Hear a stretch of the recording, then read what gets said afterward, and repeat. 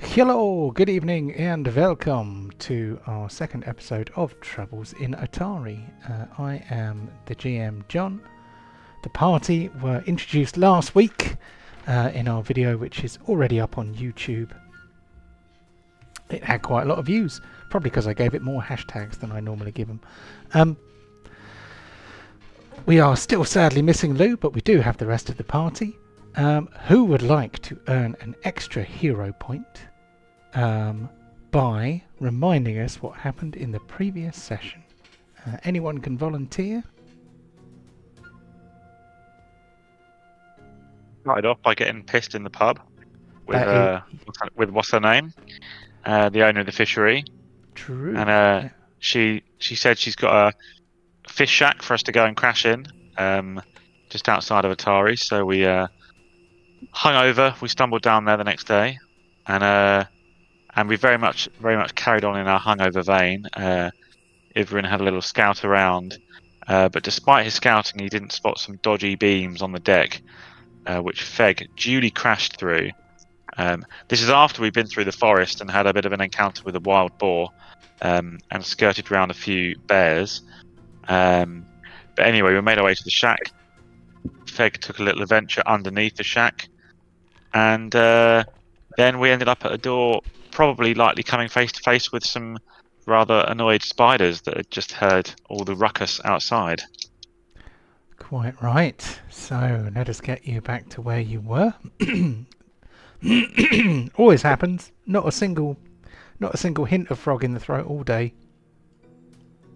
The second my voice is being recorded, coughing is the order of the day. So let's zoom in a little bit so that we can see the right part of the map. I have substituted the red cross with actually a hole, which I think fits quite well. Who are we missing here? Is that all we need? Yeah, Ardria, Brock, Ivran, Fag, Aiden. That's it, isn't it? 1, 2, 3, 4. Yeah, I can't remember how many party members we've got. Losing my mind, I am. So it looks like we did get as far as a turn order, which means that I can change the music to something a bit more dramatic, because Kenku player has playlists.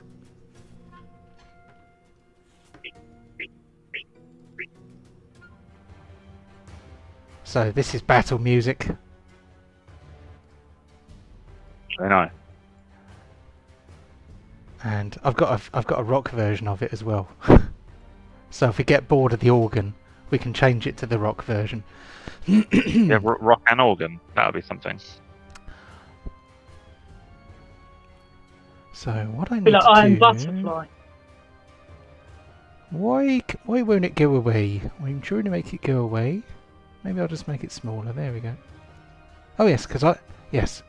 Right. So yes, that is probably the best view we're going to get for now. Feg is in the top of the turn order, so he is covered in stuff from climbing under the decking.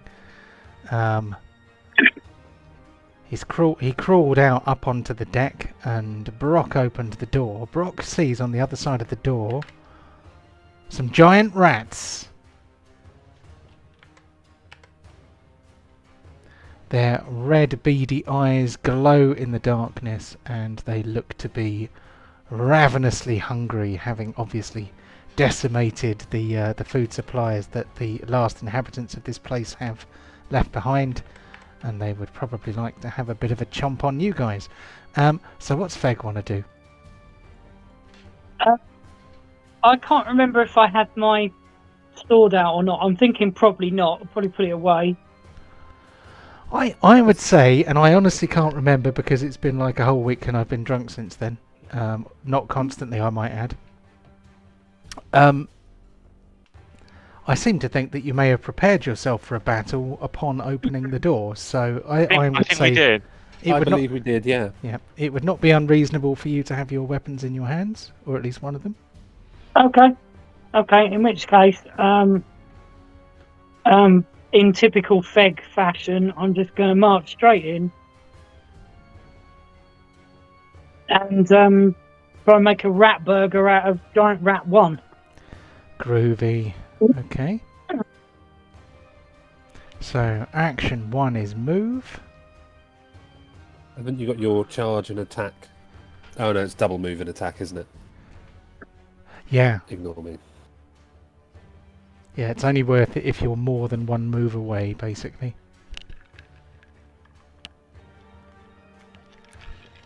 But if you're more than one move away, it's a very, very useful way of getting into the scrap.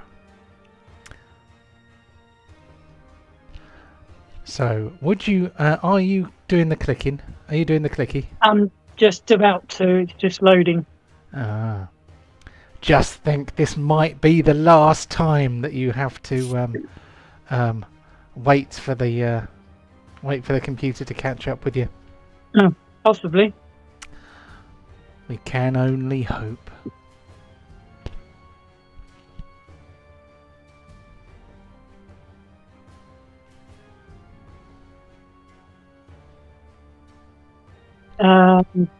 Probably had the long sword out, so that's the one I'm going to whack with. Cool. Long sword away. Oh, he's doing it the old-fashioned way. Well, that's all right then. So a 26 is most definitely a hit upon a giant rat. So 5 points of damage leaves him looking a little bit on the ropey side. Action 3. I think I'll just take another swipe at him then, I think. Fair enough. Okay. Unfortunate. So that is definitely a miss. It is not a fumble, however.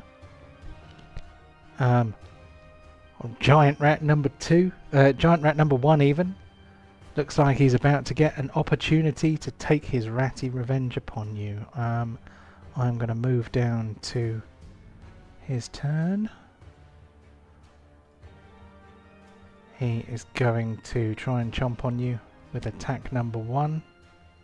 Actually, he is going to pass through threat without exiting threat, which I think...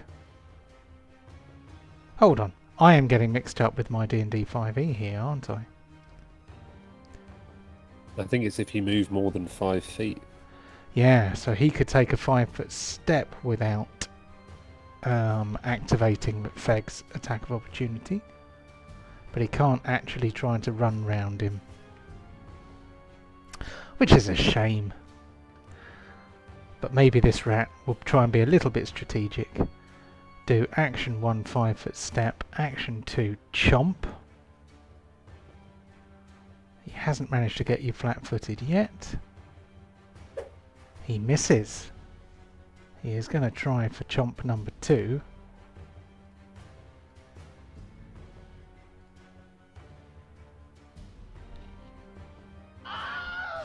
Oh dear. Okay, so I don't think that an unnamed giant rat is going to draw a quick card. I think he just failed miserably. So let us move to Ivren Verhais and see what he has in store. So I'm going to firstly recall some knowledge about these giant rats. Okay. You have to pick a relevant skill, don't you? I would say nature's probably quite relevant because they are yes, beasts of sorts. So shall I roll a nature check? Yes, why not? I'm trying to remember what the DC is for recall knowledge. I'm going to assume it's 15 or 18. I have a feeling this might even have come up last week, but I can't remember things because of this brain of mine. Recall knowledge. You can use simple DCs for checks to recall knowledge. Okay. So, have you rolled it already? Not yet. You want me to roll it before you tell me? Well, it won't make any difference whether you know the DC before or after, will it? So Yeah, we're probably fine. I think you're probably fine. So that, I seem to recall, He's now flat-footed. he is now flat-footed. Is So that's not a critical no, because it's well, it depends on what the DC is, I suppose. So if it's a critical success, he's flat-footed for a minute. So a critical success would be 10 above the target number. So the target number would either have been 15 or 18. I think 18 is kind of a moderate DC in Pathfinder, so you would have to have scored a 28 to get a crit. I think we will just call that a normal success. Fair enough. So he is flat-footed. So his armor class is down by 2. Did I get around to giving you your I did not? I am going to have to add that to my to-do list. Otherwise I will keep forgetting to do it. If I find it's already on my to-do list, I will hang my head in shame. Do Ivran's power card scripting. There we go. Then I close that. Fire away with... are you shooting?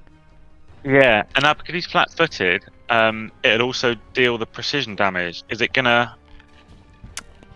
Yes. How do I do that? Is that automatic?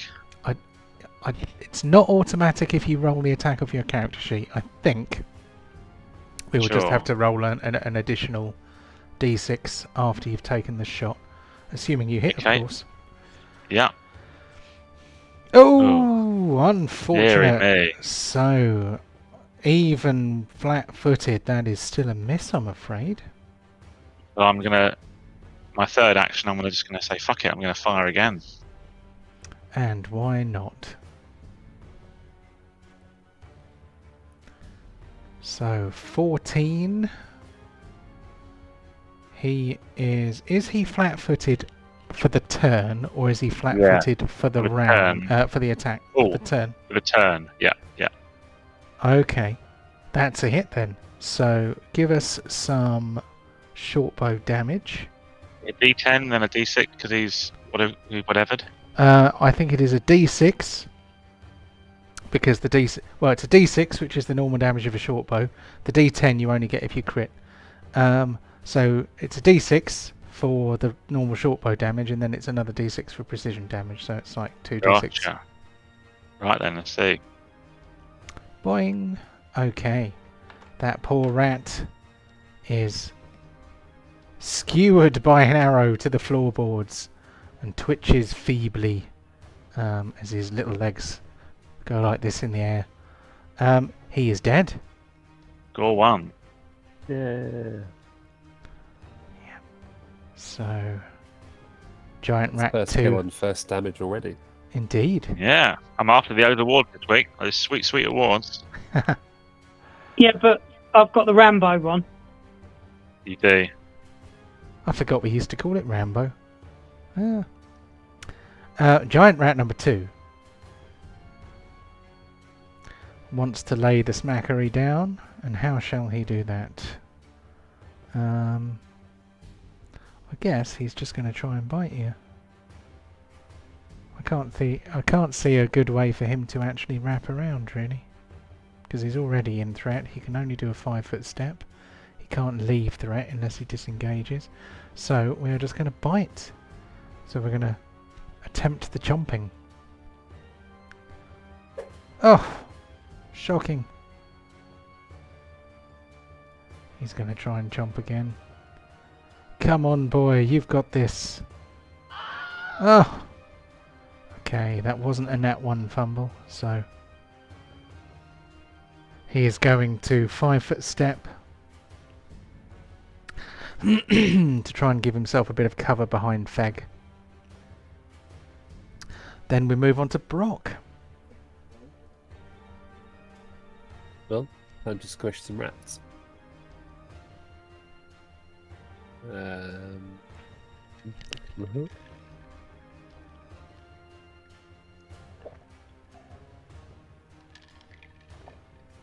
I guess there is going to be my best bet.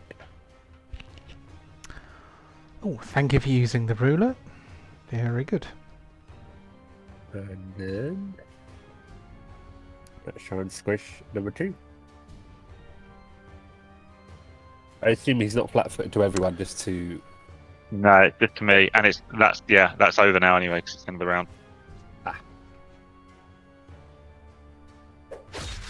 Oh, That'll do it.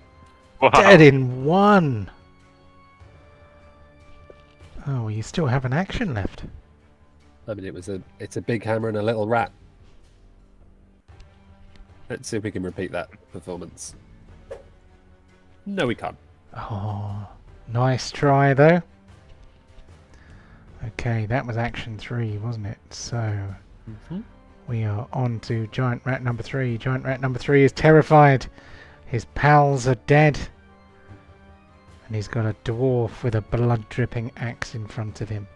Hammer, I believe. Hammer, sorry. He enters into a frenzy of terror, I think. Aha! He managed to get a hit in.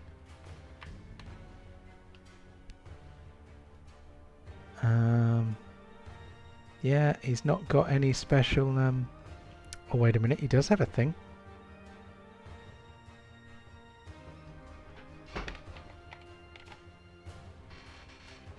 If I can spell.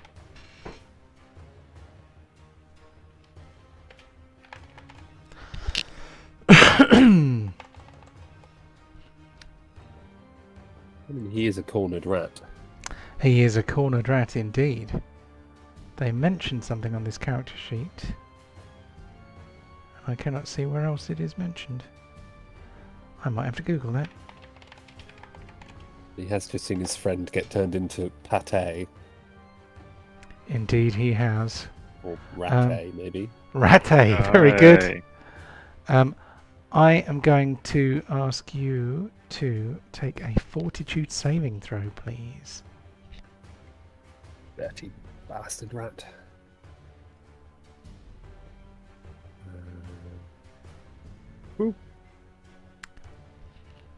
You are fine.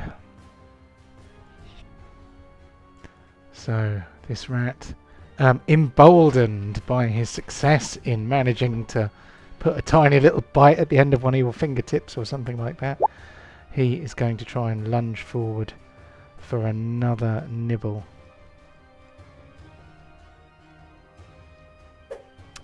Ah, well, he did try.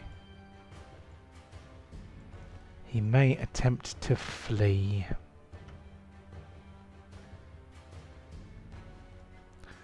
So he is going to see if he can do his move out of the door. His move is that much. So he is going to try and leg it this way. Out the door. But what I'm going to do is freeze him here before he finishes his move so that Gareth can still see him on the map. He is passing through and then leaving your threat, which would trigger your attack of opportunity. So if you want to do an opportunity attack, then you may. Okay. I'll turn him into a rat burger and hit him then. Probably quicker if you do it though. My computer's been a bit slow. Can do. Here we go. So I don't think you get repeat attack penalties. Oh, it's a miss. So the rat. That's the first reaction one I've missed on. Yeah. I can... I mean, there's hero points. Not that we need to kill the rat, but Yeah. So the rat is legging it. We are on to Ardria.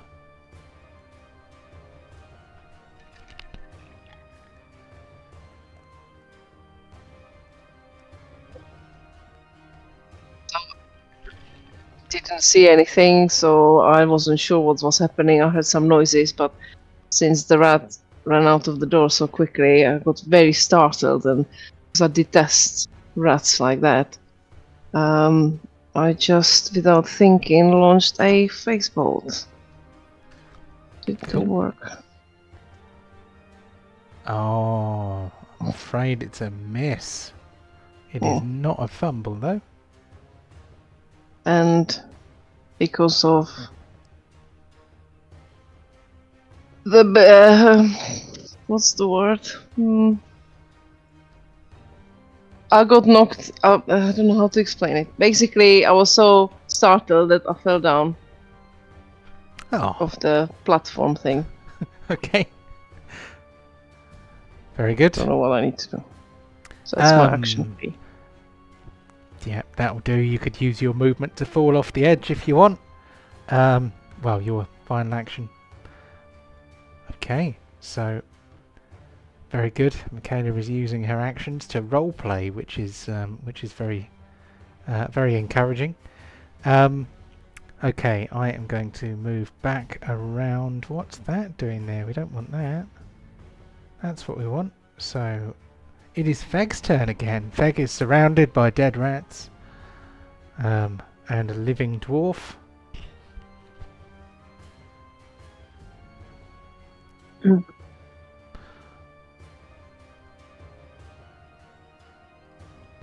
What's he gonna do?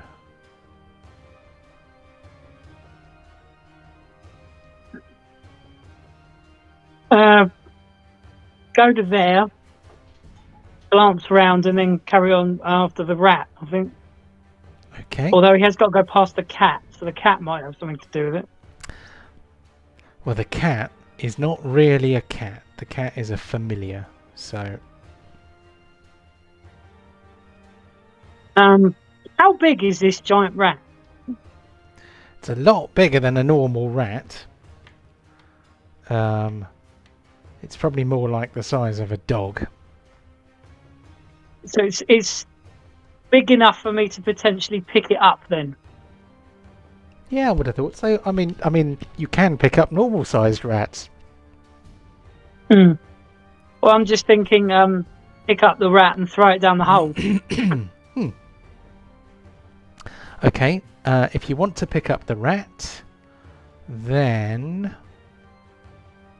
that would be a grapple check, I think.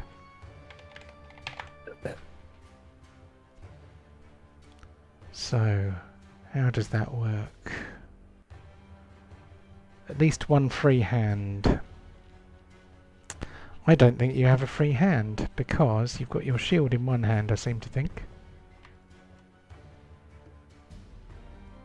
I don't think I've actually got the shield out at all yet. I don't think I got it out last time either.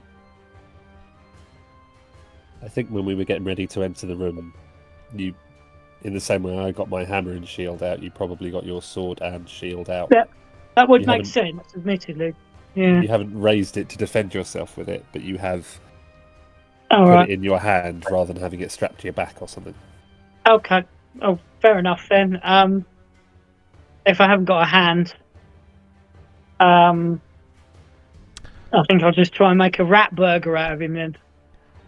Okay. So, for some reason your armor class is saying it's 20, and I think it should be 21. Every single week I get confused by people's armor classes. I don't get it. I need to spend time learning more about armor classes, because I get confused every single time. Okay, I think if your shield is up, it should be armor class 21. And if your shield is down, I think your armor class should be 19. So I don't know what on earth is going on there. So I'm just going to let you lay down the smackery and hope for the best. So action 1 move, action 2 smack. Unfortunate. You still have another action for more smackery if you wish. The rat looks like he's trying to crawl under this door here. Okay. I'll hit him again then. Okay, attack number 2.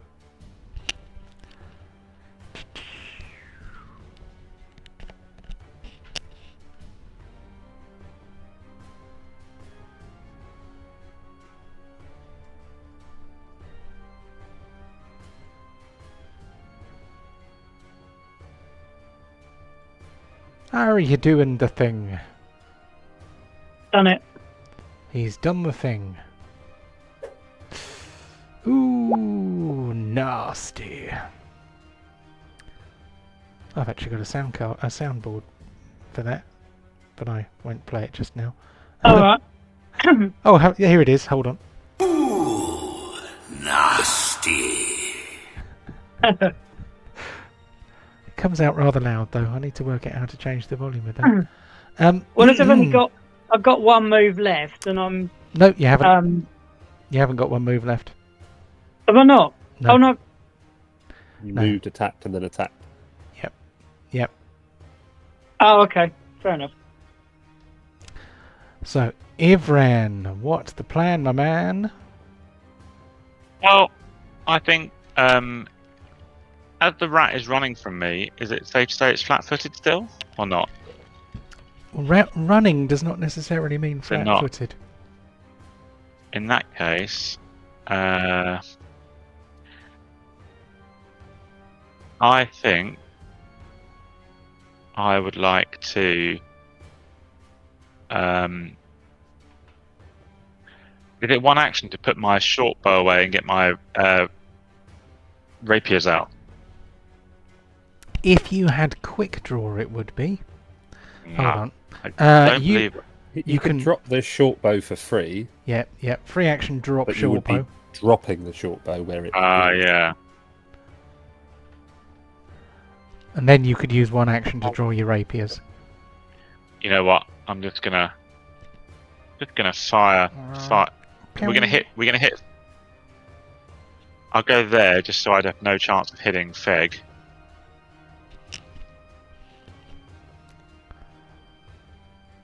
I'd say there's still a small chance of hitting Feg.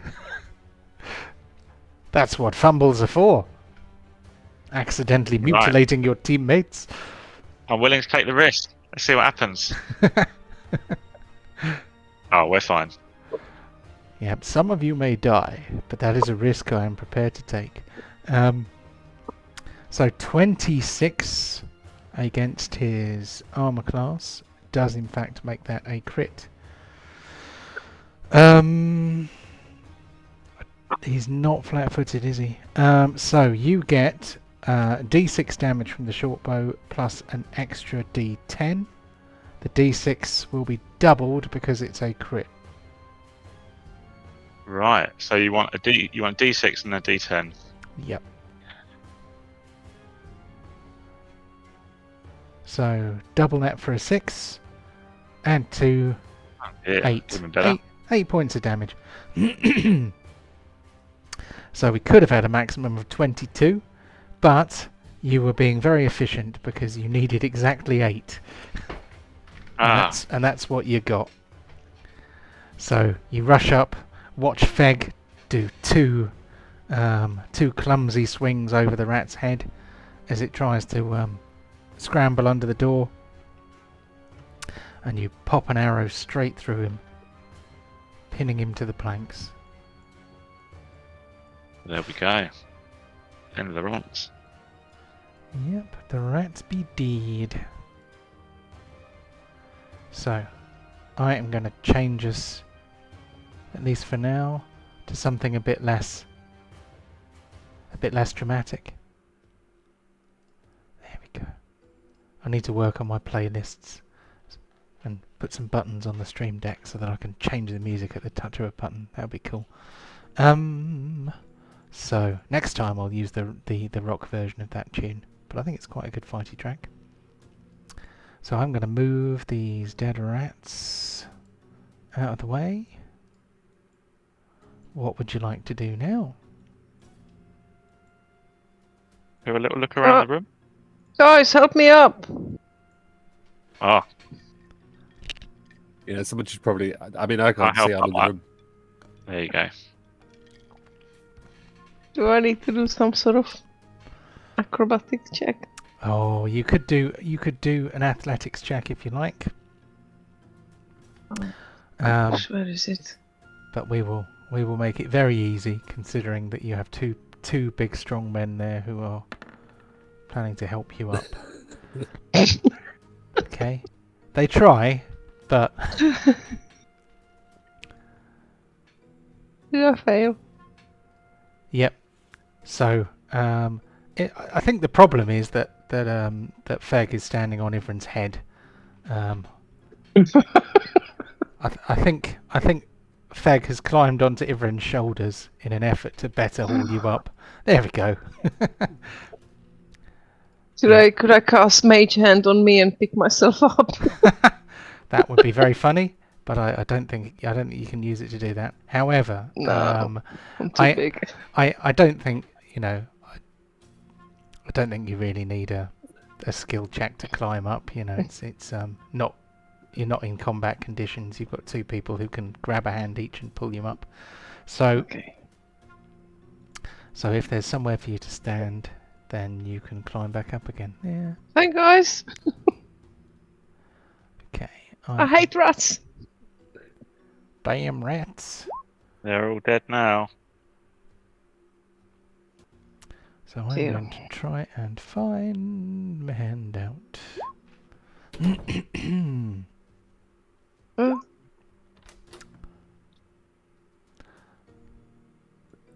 Don't get this. It keeps on saying no track found, but it keeps playing the track. So obviously there is a track. So I need to find this one here.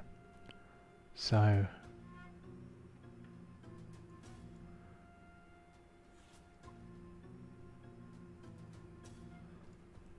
I'm a little confused. Well,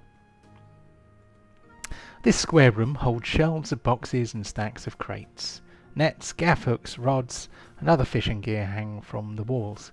A filthy wooden floor is strewn with ragged scraps of sackcloth and gnawed bits of wood. It also has 2 dead rats in it.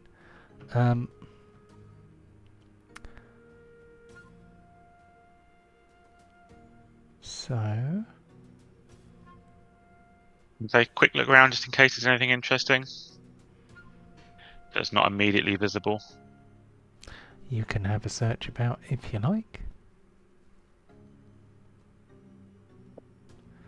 Not bad. I'd offer to help, but I don't think I'll do any better. So this room contains a variety of tools and materials for maintaining and operating a fish camp, including wooden planks,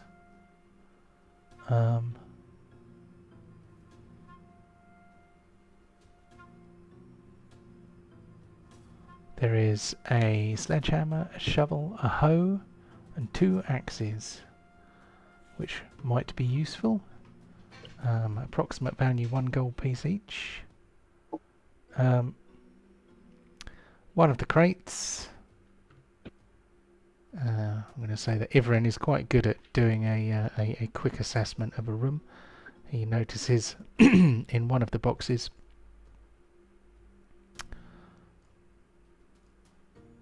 a repair kit.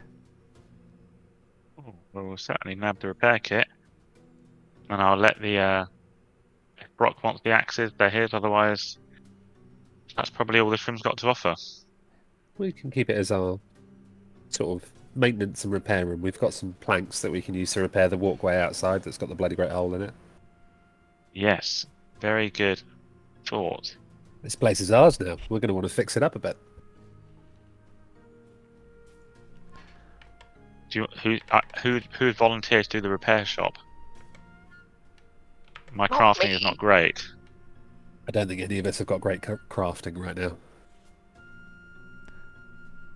Can we just see what's next door first before we... Yeah, we'll take an inventory once we've killed everything. Should we do the same drill? You at the front, opening the door, and I'll stand back. Sounds like a plan. Quick question. Did we get experience for killing the boar and the rats? Yes, you did. And I need to let you know how much, don't I? Bear with. Yeah, please hold the line, caller. You're...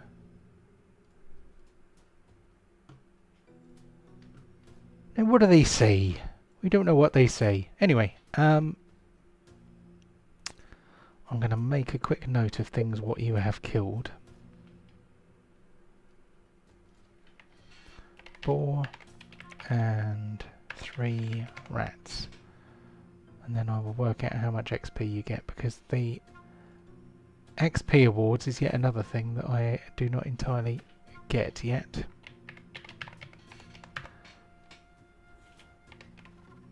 In which XP case, awards. shall we have a one? Oh, here we go. I've got it. I think.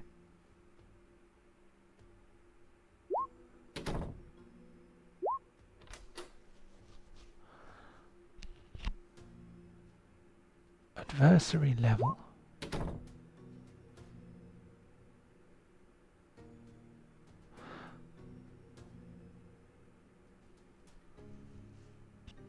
Oh, I see. This I think I see. Hold on.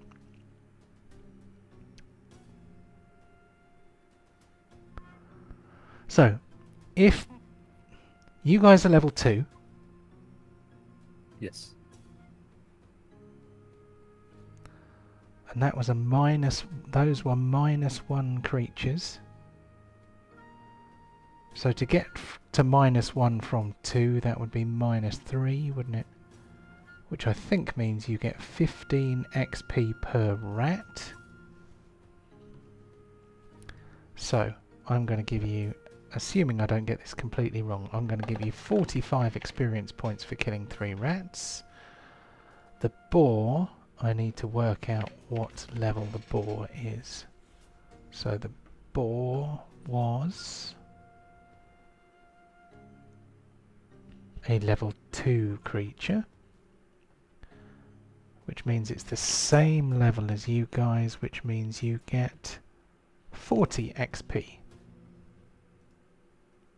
85 in total. Yes, so 85 XP in total. Since we started this campaign, I think that's the only XP you will have earned so far. Unless, of course, there were any XP awards for any other things. I might give you an XP award for avoiding being attacked by bears. So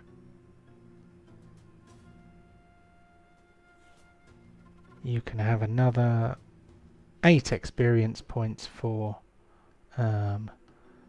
good tracking. So that will be 93. Very good. So Given the easiest way into the next room is over the hole, are the planks in the room we've just left sufficient? Oh no, we've got the little room next door, haven't we? Yeah, there's a little room. you next door. do. Mm. And we've got the door the other side. I'm being special. Yep, there's one here. There's one here. There's doors all over the place. Before we go in, because I presume, well, I suppose they're having the sound of fighting, so whoever's in there knows there's someone else coming. So there's no point in me trying to be sneaky. So I'd say we just Leroy Jenkins at Brock. Yeah. Make sure our weapons are drawn and. Yeah. Oh no! More rats! Whatever will we do? Apart from change the music.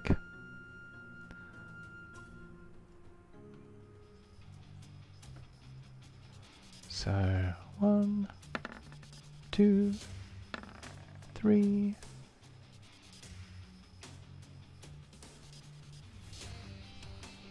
Sorry, I didn't click my token. Rookie. Oh, shocking, shocking breach of security. Got an 18.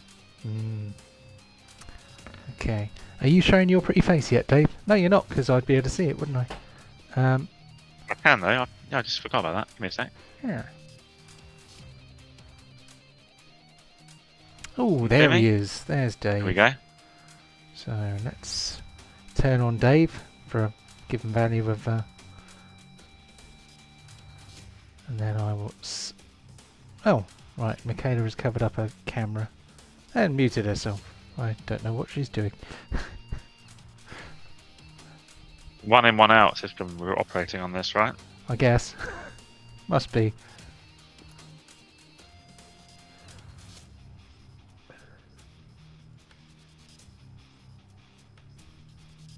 well, she'll be in there somewhere.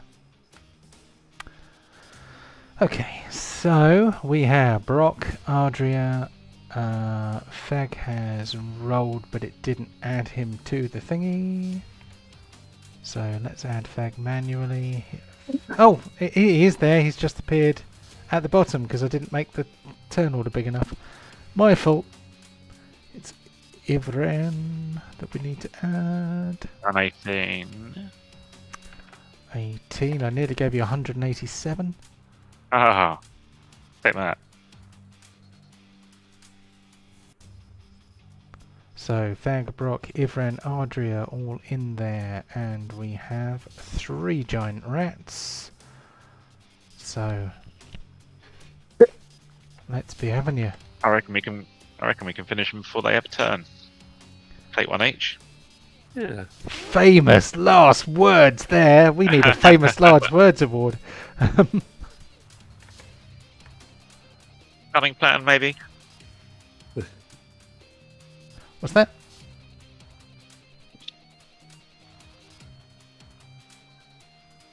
So, anyway, Fag is the first to go. Sorry,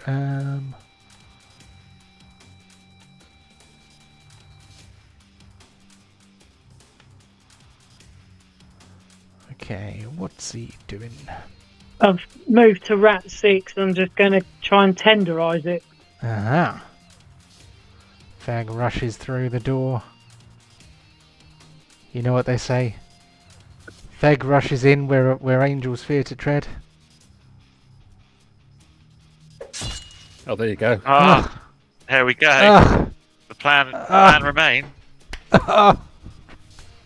Right in the heart. Oh, I would say, Brock, I've only got line of sight to number 5, so if you can take out number 4, we're still on. Seems like a Well, plan. I've still got one move, I think, haven't I? Oh, you have? Yeah. I mean, It's either a move or an attack. You can't do both. yeah. Well, I'm you not intimidate the I'm, rat, so it takes more chance of dying. To be fair, charging through a door and cutting his friend in half is a fairly intimidating move. Yeah. all right, I'd argue that. what I'm going to do then is I'm going to move, because I've still got a little bit of movement. And So- I'm going to stand there now. That way, anybody tries to run out, they've got to come past me and my threat level. Oh, Very well. So, we should then move on to Brock.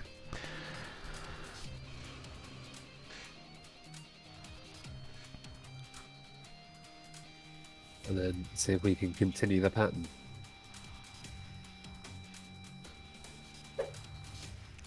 Oh, oh. that's not the way to do it. DM rubs his Another fingers go. together evilly.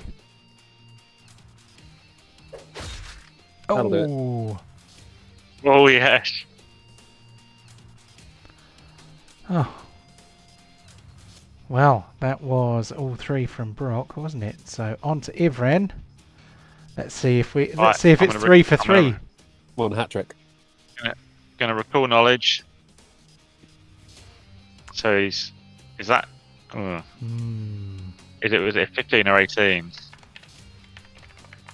DC classes, Pathfinder 2nd edition. So I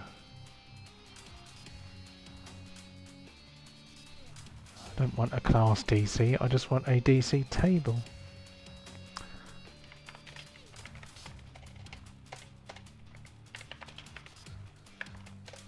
So we don't make it too easy.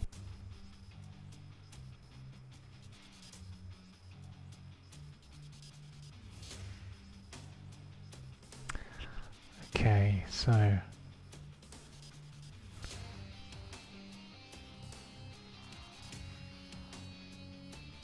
DC's by level. Is it a level?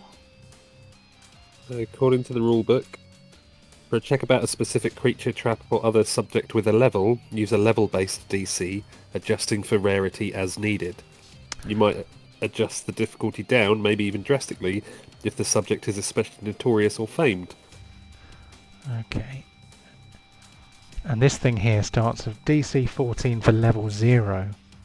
So if a creature is below level 0, then presumably the DC goes down by 1 rather than up by 1. Okay. I'll say that it's a DC 13 nature check to recognise a rat then. Okay.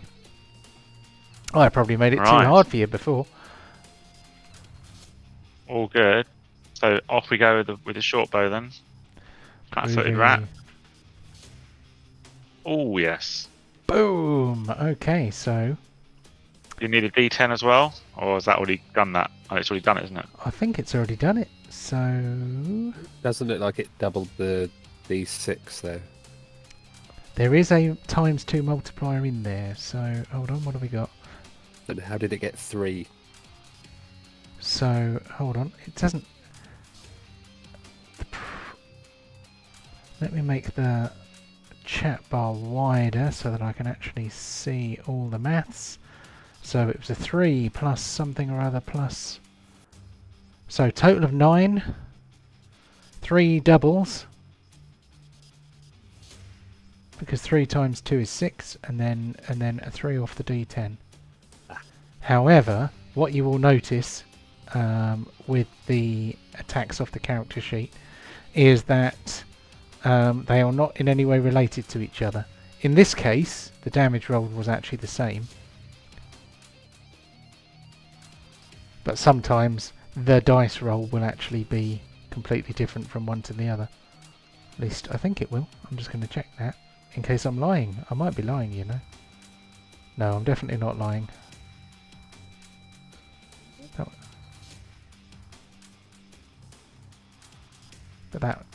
But that must be wrong in that case. I don't get it. I'm really confused. No, it's fine. I'm still confused. I'm also thinking out loud, which is never a good thing. Anyway, you have easily killed the rat. There we go. That's gone well. Yeah.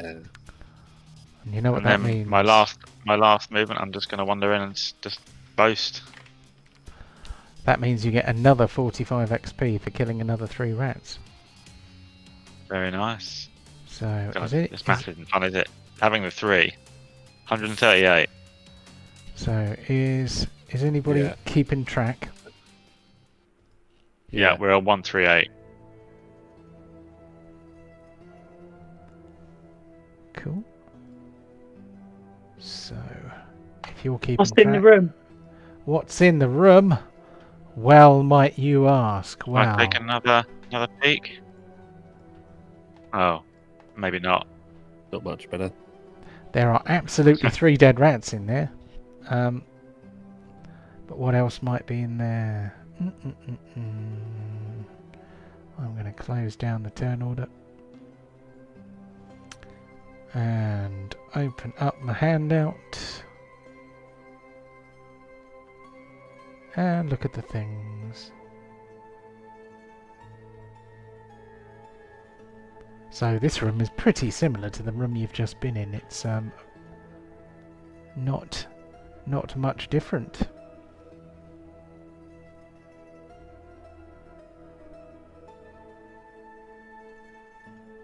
No, enough. There's anything in the crates. So pretty much the same sort of stuff as in the other room. So planks, tools, fishing stuff. I would say there are nothing more of any particular excitement. Fair enough. Should we clear out the main room? Does anybody want to rest or check anything before we try and clear the main room? And hopefully we can make ourselves at home. Sounds like a plan. I'm good to go. Nice. Just to mix things up, because I fancy it, I'm going to put my short bow away because I fancy a bit of slicery. I'm going to get my rapiers out for this next bit. And why not? Good plan. I'm just going to be at the front just because, hey. Well, Just that keep is- killing Would all it- the would rats. the That's noise- good. Would the noise of all the rat killing have carried through to this next room, do we think? I don't think rats are very noisy. It depends. I mean, I suppose it depends how overexcited you got.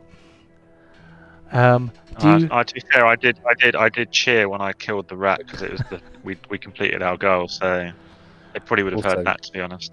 one hammer blow to a rat hard enough to kill it in a single hit is likely to make a pretty loud thunk. Yeah, I think you're right. So you can't guarantee that you have been quiet enough to avoid notice. Fair enough then. We Let's do shall this. see. Although I will. Can I try and sneak into this room, see if there's anything going on? So, if you want to enter quietly, you can give me a stealth roll. 17. Not too bad. So you open the door reasonably quietly.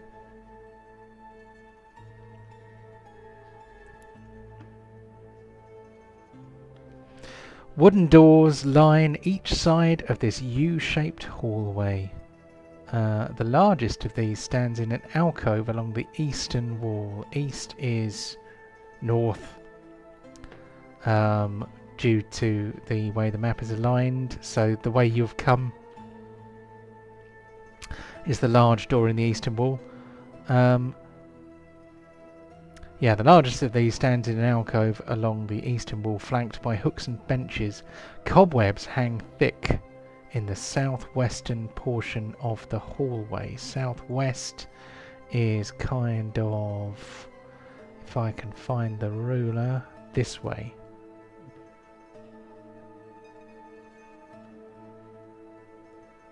Right. I'm going to go and work my way backwards. So I'm going to go to this door at the far end, and I'm going to listen in, see what's going on. Okay, give us a listen roll. Ooh, what's that? Well, there is no specific listen skill, but you can do a perception roll to see whether you hear anything on the other side of the door.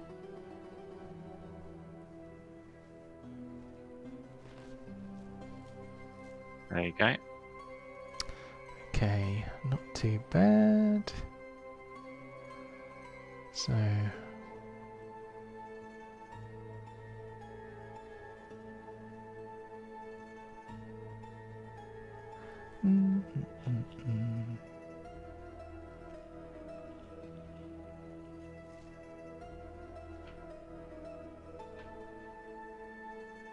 So I just want to check a thing. Okay, I don't think you can. You can't hear anything on the other side. Before you take any affirmative action, what did the rest of the party do when Ivran walked inside? Are you following, or are you just letting him scout the place out? I think Speg would have followed. Going anywhere until I know that all the rats are gone. Okay. So, Yeah, thank- thanks. I noted Peg following, so I said, right, fuck it. Everybody follow me then. Let's say if Fegs followed, I'll follow. Okay. So...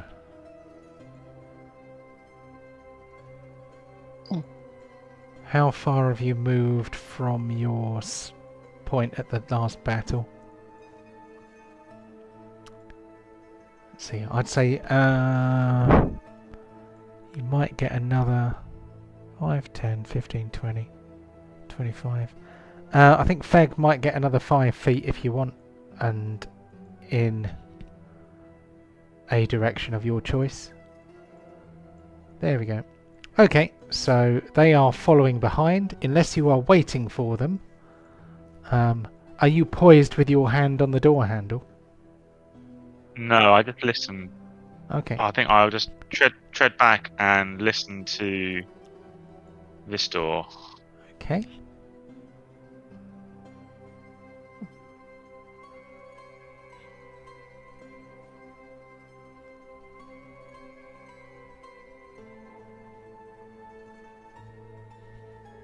So,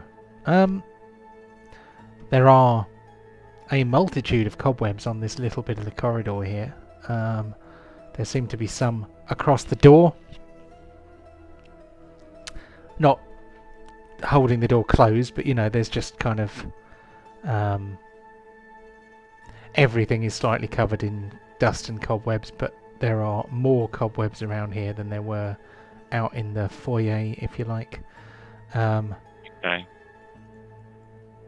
In that case, I will beckon the party because I believe there's probably something behind this door that needs exterminating.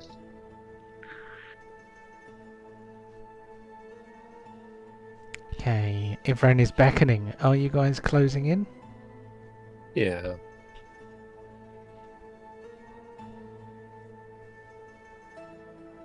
Beckon. Come, come, adventuring party. I'll murder some more rats. Or spiders. Or something. Yeah. Drops. Right. Audrey, are you holding back just in case In case it's rats. there's a rat? Yeah. Yeah, I really don't like them, so I'll let you do the work. You seem to be just fine. I can help out from the back side, Okay. behind. I'm going to try and subtly open the door, the creak, so I can poke my head in a stealthy way.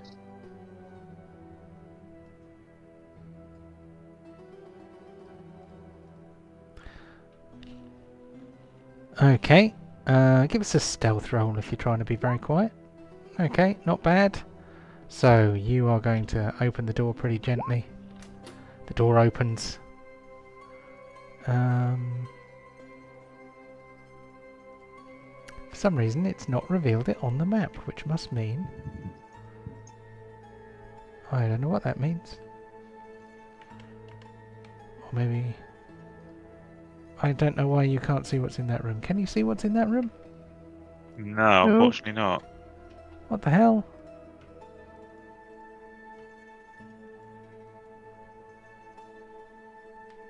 Something strange is happening. Oh! Okay, the DM's an idiot.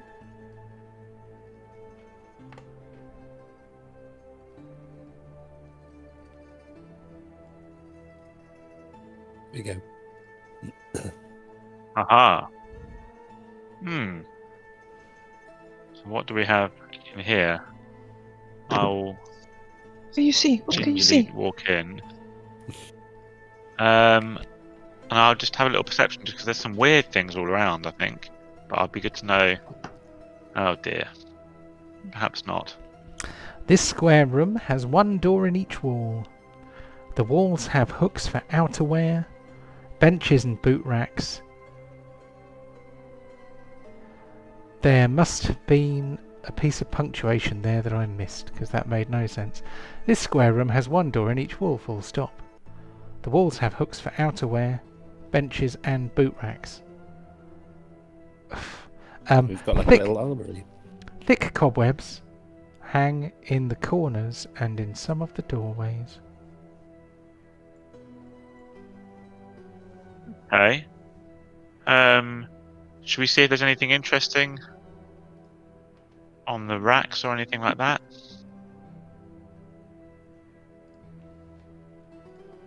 I mean, it doesn't look like a lot, so Yeah.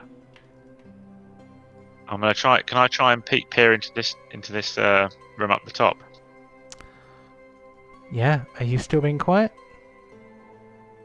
Not as much as I would like to be, probably.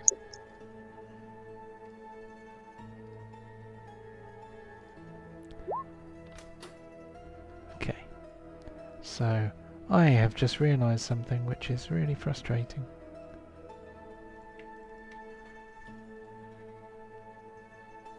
No, I don't get it at all. So, for some reason, our other map is not seeing through everyone's eyes.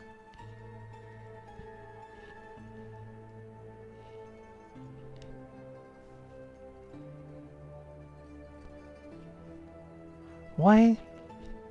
Ah, curses! Foiled again. So, let me tell you what Ivran sees as he opens the door. He manages to open the door reasonably quietly.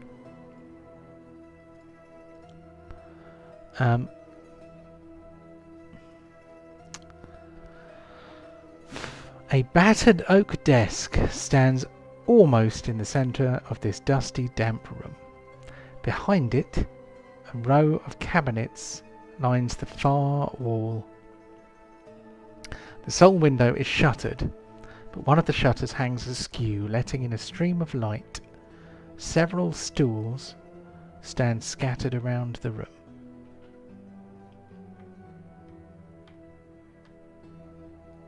Right. Well, I guess we should take a look at these papers. Let's see what they got to say. Okay.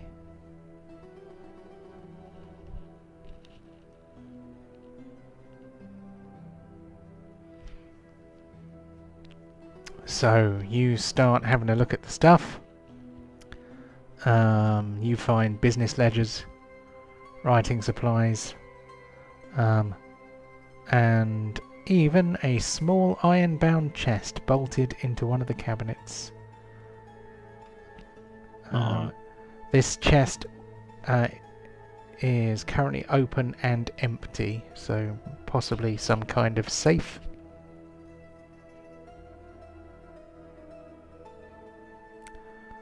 So, where else do you look?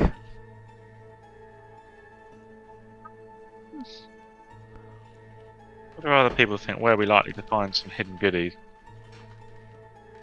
You check under the desk. Yeah, so, there is a writing set in the desk drawer in a wax-sealed box. Let's open the box. Let's see. There is a first aid kit in one of the cabinets behind the desk. And this holds... I am going to drop this in the chat and then I'm going to reveal those things. Hold on, I'm going to drop this in the chat so that you can add this to your inventory.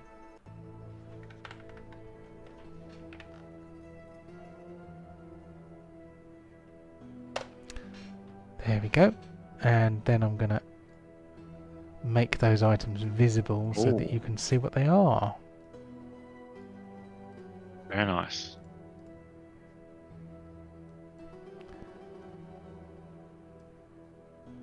Put them in the old party loot. So...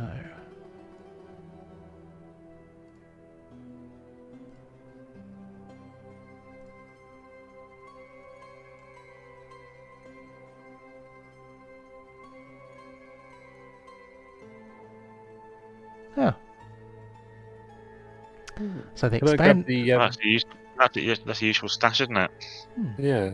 I was going to say, can I grab the expanded healer's tools? Because that looks like it gives a +1 to healing checks. It Yeah, does appear you so. grab that. Cool. Okay. Now, for some reason, which I cannot fathom,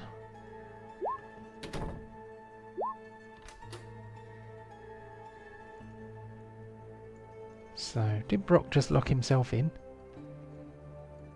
I didn't press Oh, the that button. was me. No. Sorry. Clumsy fingers. It's okay, there's no rats in here. Oh, That's good. I've just realised I'm an idiot. I mean, I think I always knew, but... So, one of the nice things now is that in Roll20 now, if you try and see through a token's eye point of view, it just toggles on and then you have to click a button to undo it.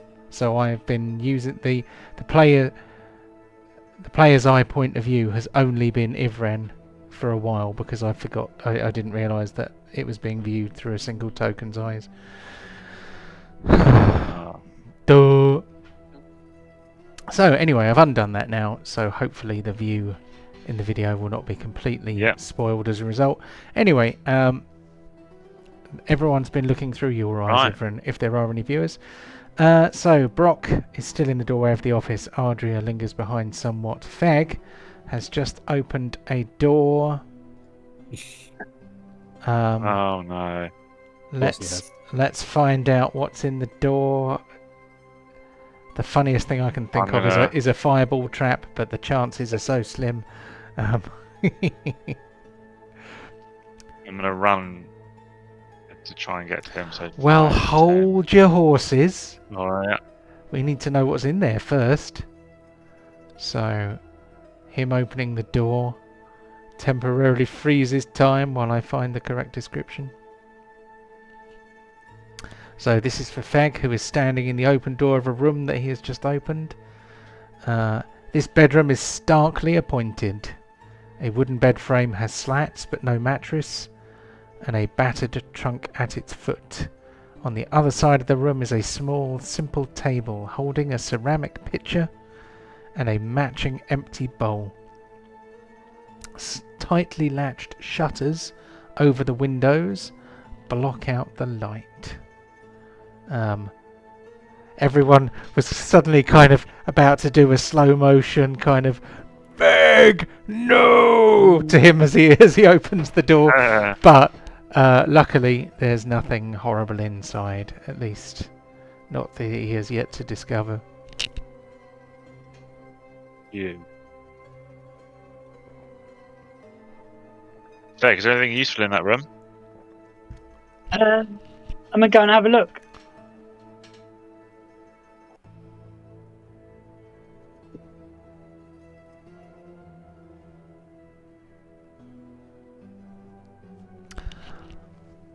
So, what are you looking for? I was just going to do a perception check just to have a look, see what's Okay. what. Fine, go ahead.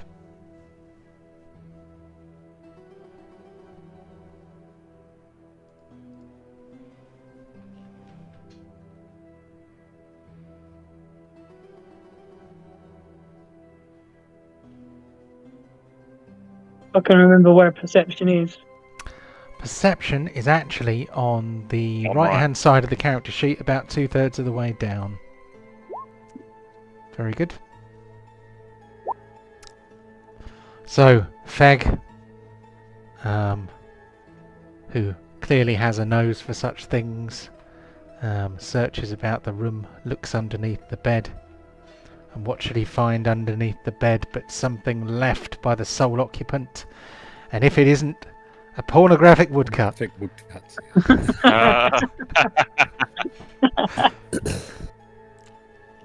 So, what I need is a little table to decide what kind of pornographic woodcut it is.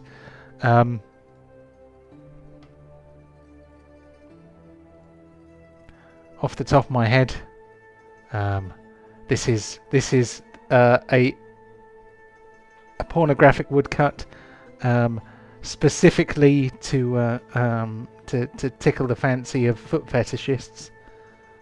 So it has a number of prominent feet on it. I mean, 26 as a perception roll is pretty good. Is that the best description we can get of it? Or? Oh God, okay. I mean, I thought that would be more than adequate. I thought that was extra detail. Okay. I'm going to come up with a set of tables now. I'm going to come up with a set of recursive tables so that when you get a high perception roll when there's nothing to find, and you find another one of the many pornographic woodcuts that this party seemed destined to find, it will say who's doing what with what and who and why. I'm going to add that to my to-do list because I think that's probably, about the best idea I've ever had. So, You know what I said about being an idiot. Here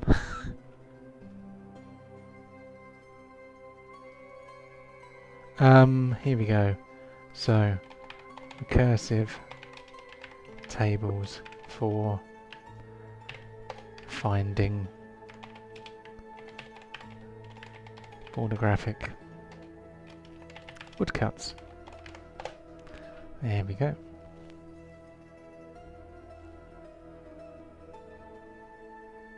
So, I do love Todoist, but there are some odd discrepancies between the web version and the app version. Sam, you're about to say something. Fire away. I mean, if you were after ideas, did you see what Reddit did with the adverts coming in? One of the Reddit threads of D&D decided to, as a protest, make that thread no longer safe for work. And it went from D&D discussions into nothing but goblin and orc porn. It's just pages and pages and pages of some surprisingly filthy drawings. So if you're after ideas... that is good to know. I mean, Reddit is an excellent source of quality content and filth, which is why I love it so dearly. Hashtag don't sue.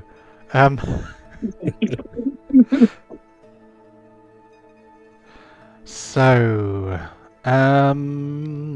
pornographic woodcuts all round. Well, for Fag at least. What would you like to do next? I'm gonna have a peek in this door. Similar drill. Try to be a bit quiet. Okay. Might be a bit quiet. Oh, 22. That's pretty quiet. So the door opens. Let me tell you what you see. And freeze in your tracks, everybody. No moving for a few seconds while I work this out. So, thick cobwebs fill this long room, making it difficult to see the details of the room's furnishings. Along the south wall, which I think is this wall,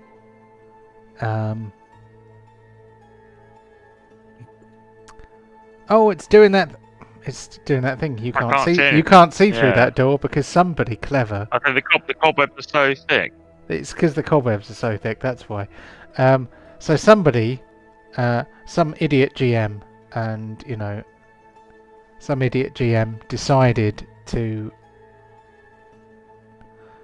put in the nice new doors, but forgot to remove the old ones. So there are doors and light wall doors and nice clickable doors occupying exactly the same space. So if I delete that and move this up here. Oh yes. Oh hello. I wonder why I didn't get more of a reaction just then. So I am just very quickly going to try and fix these doors. I thought I'd only missed one. Apparently I missed several. So, apologies all round.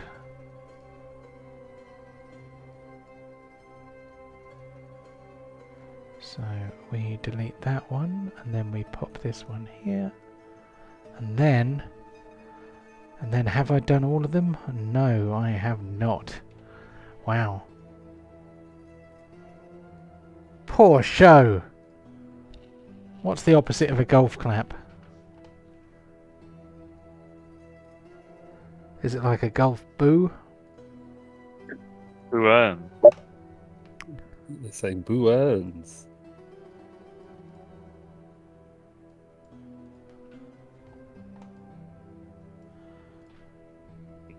Right. Oh, there's another one. John, you absolute muppet.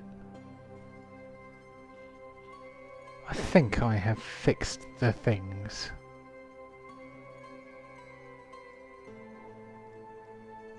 Okay, so allow me to finish telling you about that room.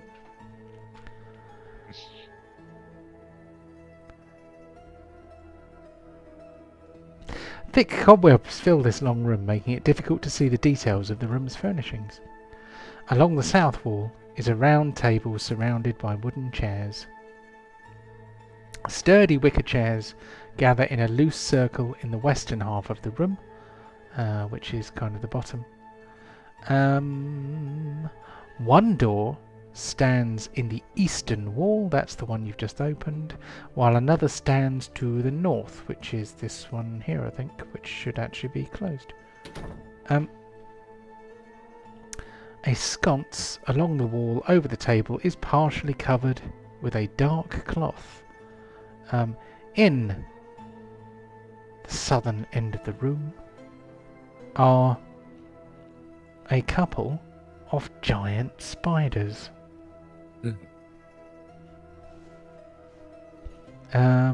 I need to determine whether they spot you or not. Because you snuck in relatively quietly, you may not yet have alerted them to your presence.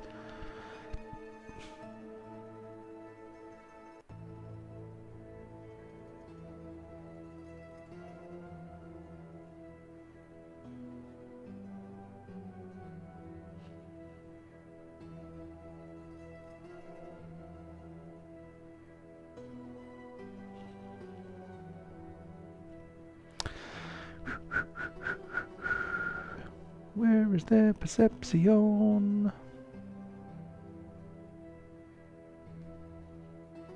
Perception is a wisdom check, isn't it?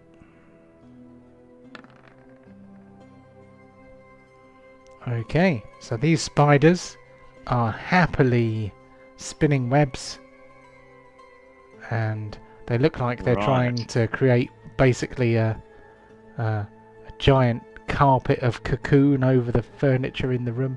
You can see various lumps in it, almost as if they're covered by rather grimy looking dust sheets, but these guys are hanging from the ceiling and spinning web. They have not yet seen you. Okay. Can I very quietly put away my rapiers and take out my short bow? You can give me a stealth roll to see whether you can do that sufficiently quietly. That is pretty quiet. Okay. So you kind of... And then I'll very quietly to myself. Well, I don't need to, because I believe I'm going to fire my short bow at one of them, and this should be a sneak attack because they are unaware of me. Is that right? I think so. I think So if they you should be flat-footed, yeah. I think people are flat-footed if they don't know you're there. Right.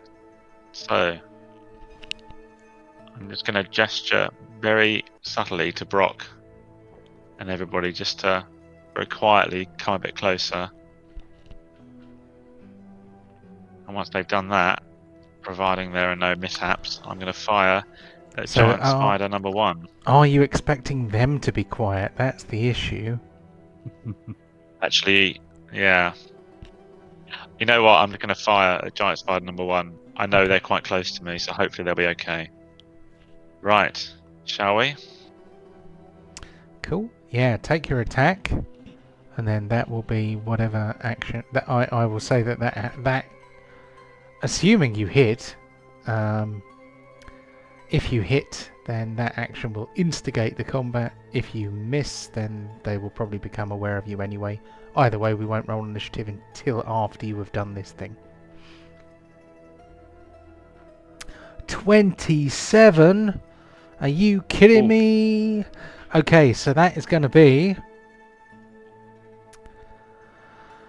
2d6 times 2 plus 1d10.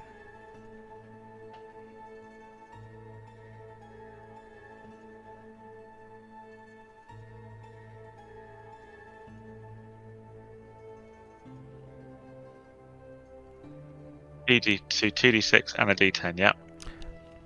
Yes, and we will multiply the result of the 2d6 by 2. So you've got... So, Ivran, with his very sharp eyes, draws back his bow for a deadly strike. That is going to be a total of 26, if I can count. 26 is far more than you needed. And one of those spiders, giant spider number 1, I think you said, he is cleanly picked out of the air and pinned to the wall, dead. And then, because that, I assume that would have alerted the foe, I'm then going to use my last action of what technically would be the turn to use my "You're next" feat. And I.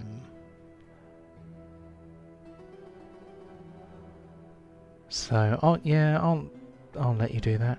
After downing I'd a foe, say- I'd say that would be pretty intimidating given what he just did. That's true. So before we start the next fight, it is roughly halfway through the session time. So I'm going to quickly have a look at this "Your next" feat, and then we will have a little comfort break and then return. After downing a foe, you menacingly remind another foe that you're coming after them next. Attempt an intimidation check with a +2 circumstance bonus to demoralize a single creature that you can see and that can see you. If you have legendary proficiency in intimidation, you can use this as a free action with the same trigger.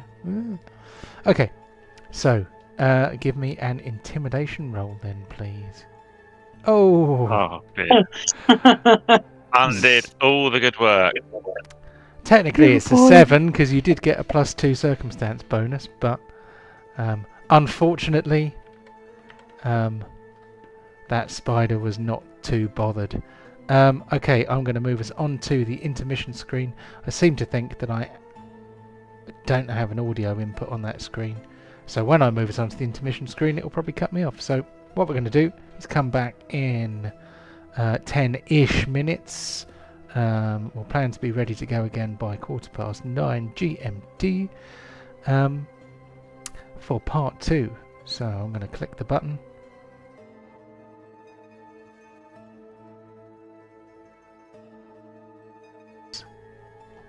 And we are back in the room. Let me move us back over to the scene. For here it is. Both Gareth and Dave have jumped in there and done their initiative. Although Dave's hasn't been added to the turn order. Let me do that manually. 19. And there's Ardria too. Oh, everyone is being really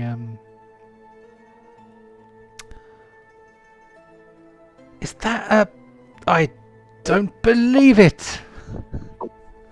I've just noticed that the turn order has a back and a forward button. And it did not have that before. It literally only had a forward button. I had to install extra mods to be able to go backwards and forwards. That is brilliant. That means that gradually Roll20 is becoming the perfect virtual tabletop. Soon there won't be anything I can do to improve it. In terms of mods and APIs and stuff. So we have Feg, Brock, Ardria and Ivran. You have no idea what I'm talking about? Oh, you heard me! Yes, I did hear you. Anyway, okay. Back and front button. That's fine. You know, happy days. Let's carry on. Oh, I just rolled very badly for the initiative for this poor spider. Oh dear. So at the moment, Feg is at the head of the turn order, but Feg does not actually have even the faintest idea that there's a fight going on. So, unless anyone shouted out, "Yay, I just nailed a spider! Hey everyone, come and help me kill his friend!" I did not. So, Feg, you can take I your thought 3 you actions. yelled, "You next," or something. Well, you did say... Given I did shout "You're next," but Well, I was going to We say, didn't do a very good job of it. given I don't have a clue what's going on, as you said, and I I'm currently fixated with a pornographic woodcut. Should we move Know on what your from Feg for reaction's gonna now? be.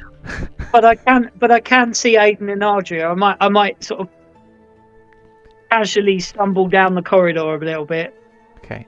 and just wander up to Adrian to just say, "What's going on? Where is everybody?"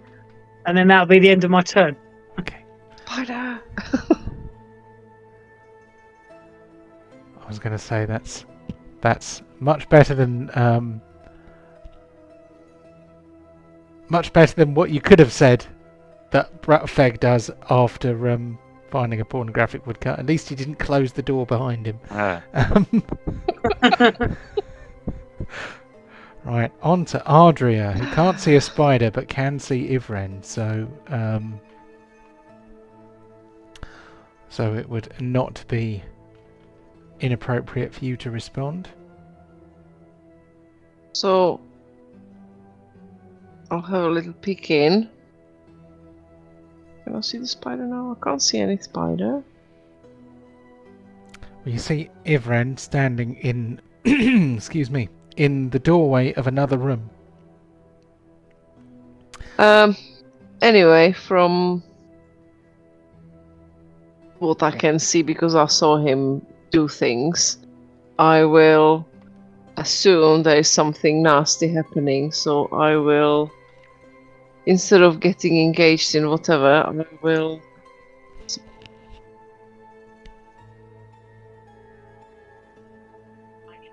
cast Forbidden Word at Ivran. Oh, okay. Thank you. So pop that in the chat. 2 action. Don't know if it's any good, Cast. but It's better than nothing. You ward an ally against the attacks and hostile spells from the target enemy. The target ally gains a +1 status bonus to armor class and saving throws against the target enemy's attacks, spells, and other effects. Okay, well, we have 1 ally and 1 enemy.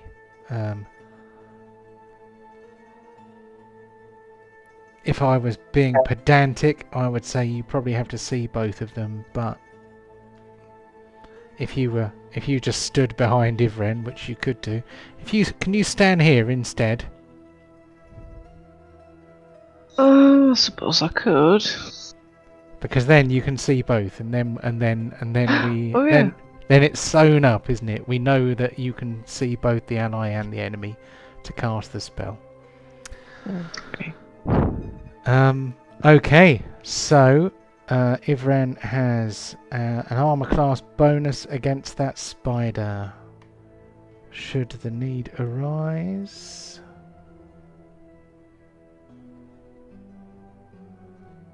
His armor class appears to be correct. It occurs to me that I should make sure everyone else's is to 7, 8, 9. Yep. Brock's is correct with a 19. So Feg has 3, 7, 9. Is anything giving you an armor class bonus, Gareth? I don't know. Maybe did we pick up a shield or something that was enhanced? Picked up a dagger +1. I'm not sure if we got a shield. Yeah, you've got a dagger +1. At least 1 shield has been picked up, but I can't remember. That would have been in Menace under Otari, I think, and I don't remember what it did. But as I understand it, you have hide armor, so that gives you 3 plus your proficiency, which is 4, so that's 7 plus another 2, which is 9, plus your base 19. 19 armor class, except when you raise your shield and then it becomes 21. For some reason it was 20 just now, and I have no idea why. And this happens every week. Maybe you had a +1 circumstance bonus and we just forgot to take it off. Probably. Thinking I cast on him last time, the Forbidding Ward. If you cast Forbidding Ward on Feg last time, then that would I did. explain it, wouldn't it? You did? Okay. Yeah. Bloody hell! Feg's had a +1 bonus to his armor class for like 2 fights, and we didn't realise. Yeah, but in all fairness, in all fairness, I don't think that would have changed the outcome of any of the attacks against him. it wouldn't, because most of them were 4 or 5 below anyway. So. Yep. So we won't worry about that. Yeah. The best they managed against you was a 15 or a 16, and neither of those would have hit. Okay, that's fine. It's all good. You see, I was right to be suspicious about that armor class. I just didn't have the confidence of my convictions. Anyway, shut up, John. We will now move on to Baroque. Not that far away, I imagine I heard a ruckus. Yep. So... nudge on past.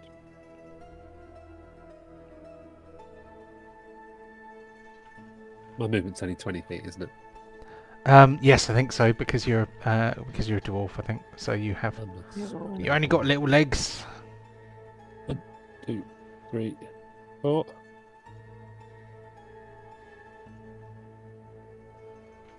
And then... give the spider a little bonk. Ooh, unfortunate.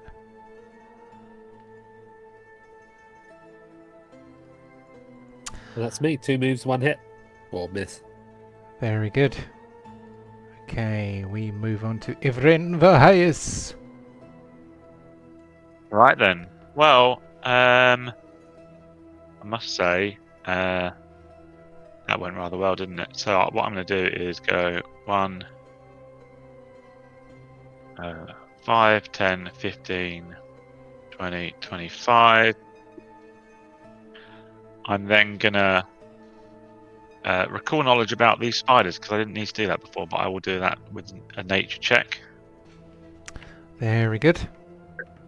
Oh, they are now flat-footed for a minute, I believe. Not that they'll last that long, probably. That is a critical success, so... Yes, very well. And I now shoot them with the short bow again.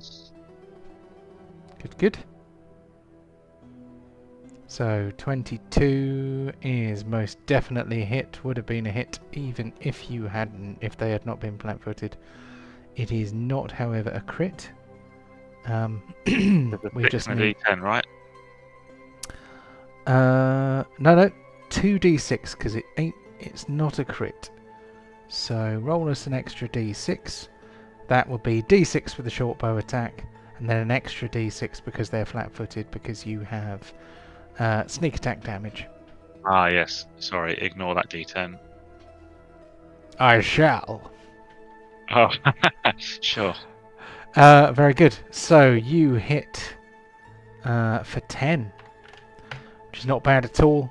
There is an arrow sticking out of the abdomen of the spider, possibly a jet of some kind of foul arachnid ichor has been splattered into Brock's waiting face.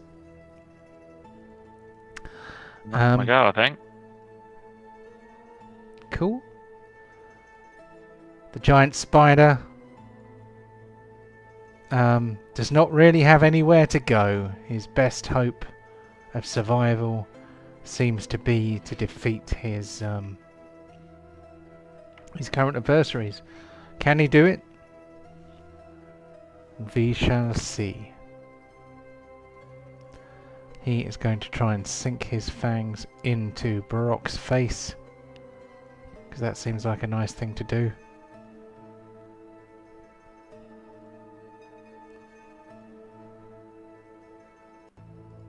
So here we go. Bite.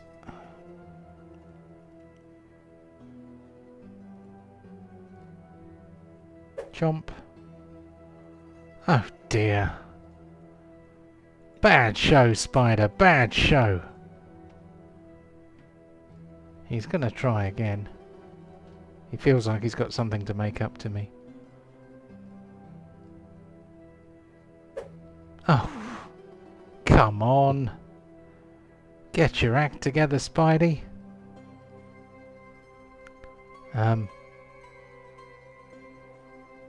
He would seem to have a little chance. But he's going to go for round 3 anyway, just in case he gets the crit.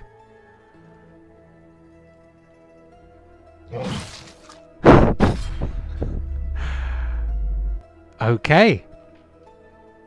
Ooh.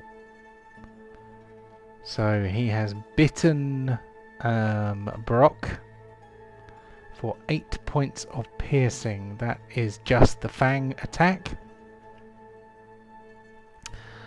Can you please take a fortitude save for Brock? DC 16. You pass.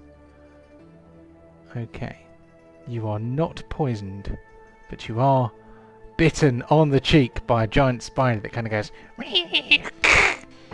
a bit like an angry cat, but with more legs. And you're welcome for those nightmares. That is all he can do, so we move all the way back to Feg, who might by now have realised something is going on.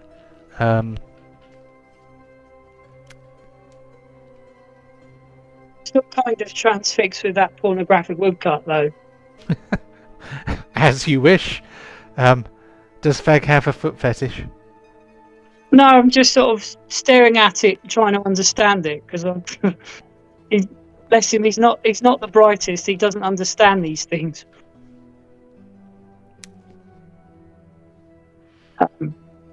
Was considering asking the cat what's going on as well.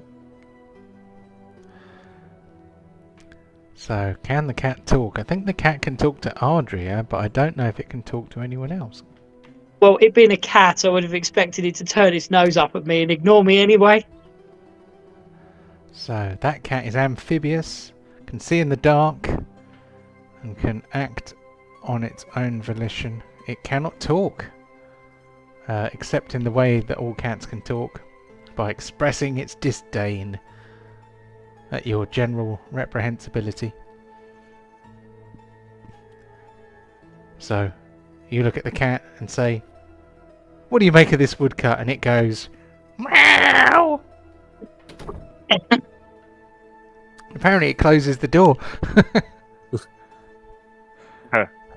Just looking on the thing, sorry. Yeah, Aiden the cat's like, "I don't like your pornographic woodcuts, sir." Just like, what? Leave me.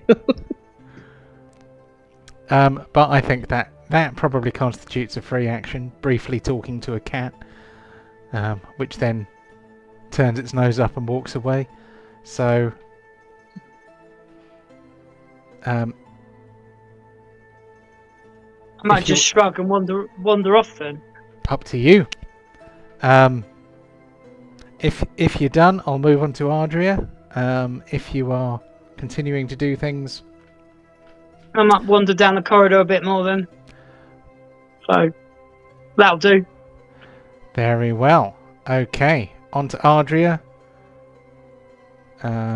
Do you want to maintain your forbidding ward? Sorry, sustain is the word.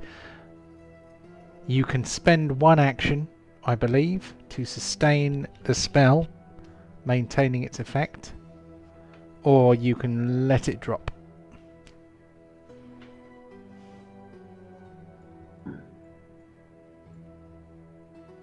Oh.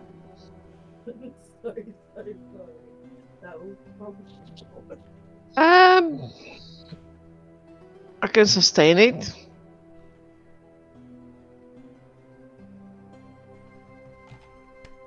I don't know if it's any good, but why not?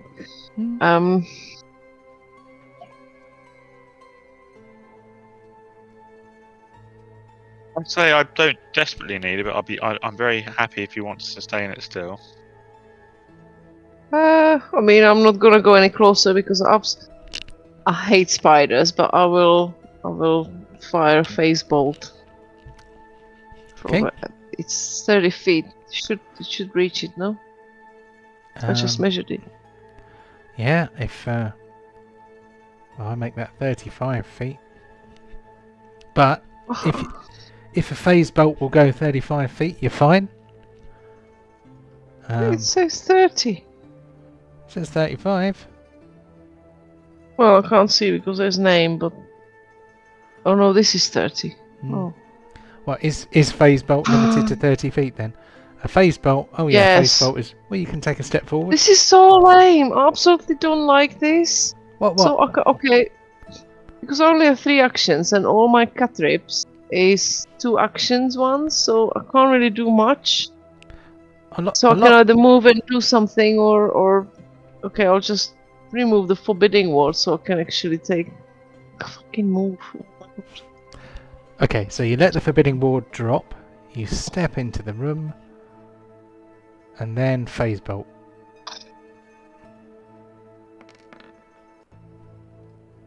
There we go, excellent. So 20 is definitely a hit. 8 points of damage was enough to destroy the spider. So you phase bolted actually the killed spider. something. You actually killed something. Woohoo! That's a first. Is that a first? I don't know. Maybe. I don't remember. Well, magic users are often don't get a high body count, but you did alright. It's a first for a long time anyway. So that battle is over for now. So I've taken away the turn order. I'm going to very quickly work out how much XP you should get. I need that table. XP table PF2E. What I need is one of those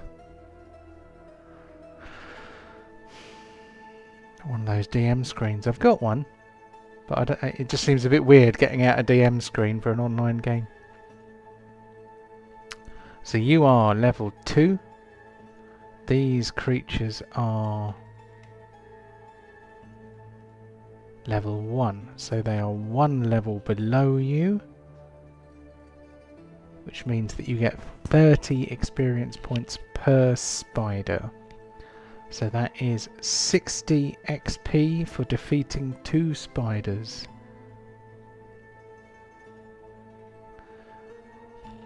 Have you got it? Yeah, so that's up to 198. Yep. 198. Okay. We're on the way. 20% of the way to level 3. I think it's 1,000 per level. It works slightly differently to D&D in that the XP amounts are always the same, and the amount of XP you get vary depending on your relative level to a creature. So if you fight something much more powerful than you, then you get more XP than if you fight something weaker than you. And I quite like that weighting. I think that's quite good. It means that you can't do what people end up doing in video games, where you spend hours in the first area, you know, spamming rats in the blacksmith cellar to, you know, get to level 10 and one-shot the boss, sort of thing. If you get the analogy. Anyway, you have defeated the spider, and I've lost my handout, so I'm going to open it up again.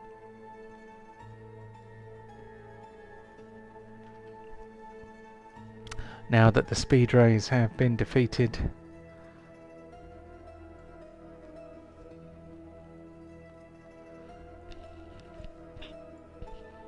so I will read the description of the room to you again. Thick cobwebs fill this long room, making it difficult to see the details of the room's furnishings. Along the south wall is a round table surrounded by wooden chairs. Presumably this thing here. Sturdy wicker chairs gather in a loose circle in the western half of the room. Oh my god. Sorry. One door stands in the eastern wall while another stands to the north. A sconce along the wall over the table is partially covered by a dark cloth.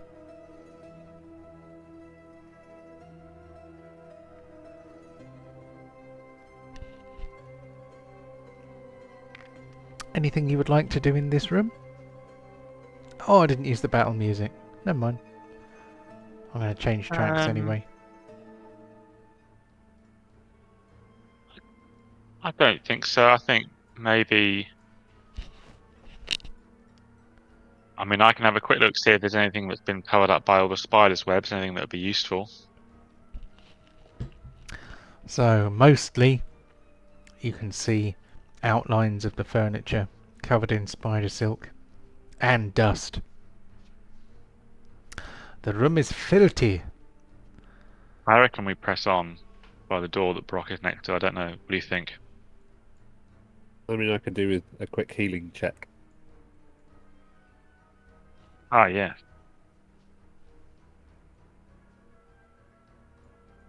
I should. I'm checking a medicine check. Wah. Even with my +1, that's not going to do very well. No, DC 15 for a basic check. I'll give you a medicine, because I've got assurance in medicine. So that'll be 15 no matter what. Unfortunately, Or can I not do that? due to the failed check, Brock is now immune to medicine checks for... Is it 1 hour or is it 10 minutes? Hold on, I think it's an hour. I think it's an hour, but there is a version of medicine. There's a feat which actually allows you to... Isn't it? What's that? We have some healing potions. You do That's have right, I some can healing do healing potions. word. Ah. Healing, lay on hands. That's what I mean. Go brain. What? Go brain, go brain.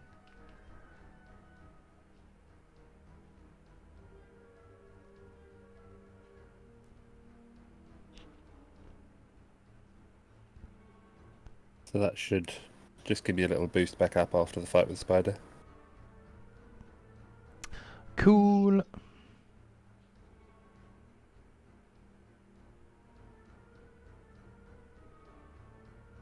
So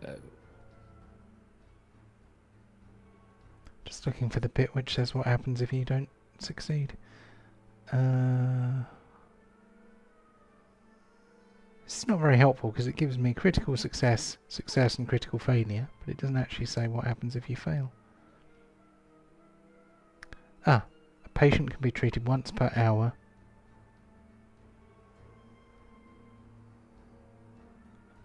This overlaps with the time spent treating, so you can perform 1 check per hour. Okay, so target is temporarily immune to treat wounds actions for 1 hour. Okay, failure just means you don't get any success, doesn't it? And critical failure means something bad happens. Okay, brilliant. So, Brock has been healed a bit. He standeth before a portal. Anybody else need healing? Or should we go through this door? I think I'm the only one that's taken any damage, so next door, let's go. Weapons ready. Yeah. We all good with that? Yeah. Somebody opened it, somebody closed it. Who's going to open the door? Oh, hey, Peg. The door opens, Feg is on the other side. Oh. Ah. Oh,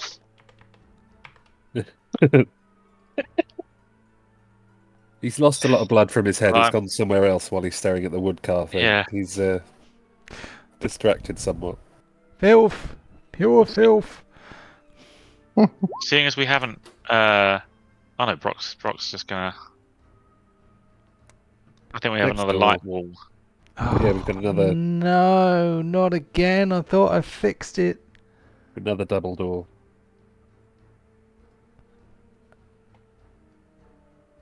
Oh, hello. There's even another one. I don't believe it. I thought I'd got them all.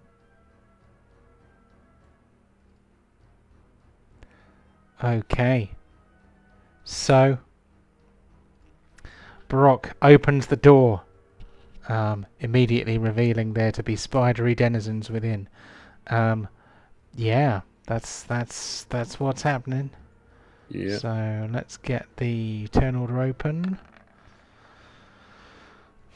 So you can most definitely see a couple of spiders. There appears to be something else in the room which you have not yet got a good look at.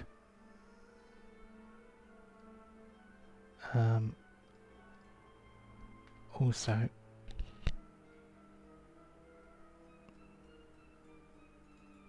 this is quite a good piece of music for spiders, I think. I feel like this has a spidery sort of feel to it. Yeah. Okay, so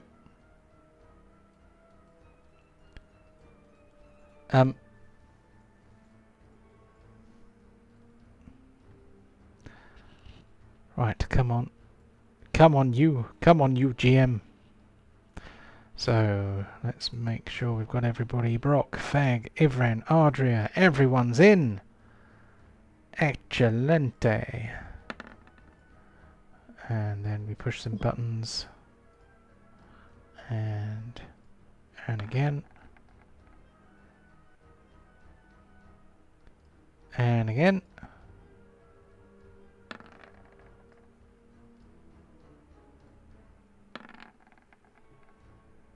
Then we put things in the right order.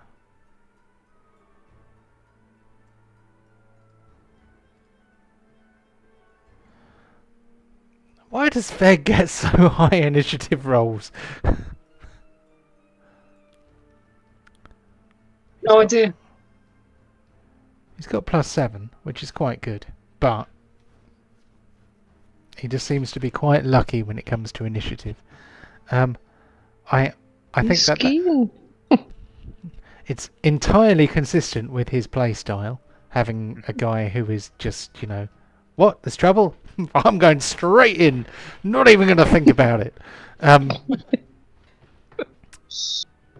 Whatever's going on, it's going to be better if I'm in there. That's his attitude, isn't it? And that entirely fits his roll of 23. So I'm just going to warn you that there may be things in the turn order that you are not aware of. So don't jump the gun. If it looks like if it looks like the turn order is on you, wait for me to tell you it's your turn before you jump in, if that's all right. Just because of things, invisible things. Sometimes there may be things in there. That is a good general rule, I would say. But Feg is most definitely the first to act. He can do some things. I'm still not completely sure what's going on, but is it safe to say that Brock might have given me a sort of elbow in the side to go, spiders? It might have woken me up a bit. The person to answer that question is Brock himself. I mean, given if I'm allowed the time to go spiders as I kick the door open. Well, Yeah. you open the door, you see something on the other side of it. You may choose to share a handful of words with your companions who are well within earshot. Fucking big spiders. Yeah. Fair enough. Again. Ugh. I might have to stash the. Have I got a pocket or something? I imagine you have pockets of a sort. Can I drop the pornographic wood thing in my pocket? If you want to put it in a pocket, that's an action. That's stowing an item. If you want to just drop it on the floor, then you can just do it as a free action. I'd put it in my pocket. I'm still transfixed by it, so it's going in the pocket. It's like, oh, Really a good one. This pawn's too good to trust to the floor. I'm going to put this in my pocket. Okay, so you spend an action securing the pornographic woodcut. Make sure it's in your inventory. You never know what use a pornographic woodcut may have later. I don't think it's ever come up, has it? You know, we have this collection of pornographic woodcuts in the inventory, and no one's ever gone, let's use them to fascinate a small child or something. You know, that's just me joking. Child is, yeah. That's just me joking. You know, please don't infer anything from that. I think we may have used some of them in a transaction maybe once. But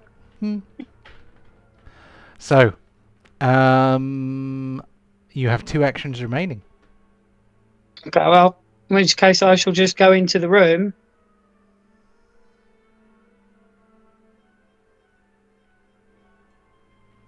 And if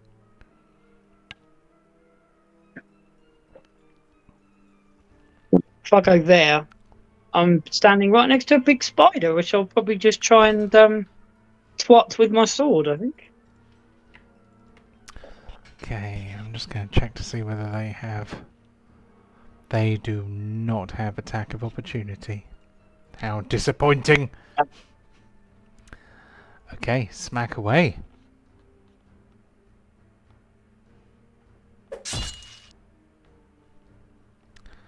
Giant spider number 3 is sorely wounded by your slash. You have 1 action remaining. No, you don't. You have no actions remaining. 1 for woodcut, 1 for stepping, and 1 for smackery. So that's it for Fag. We're going to move on to Ivren. Right.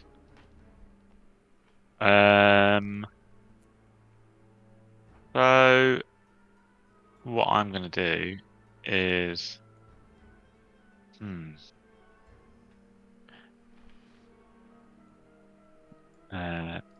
it's 1 action to put my short bow away, and then another action to get the rapiers out, right? Yes, unless you want to drop your short Yeah. bow on the floor, which you could do, but then obviously it would be where you drop it. Yeah. So instead, I'm just gonna. Oh, I don't know what to do. Don't know what to do.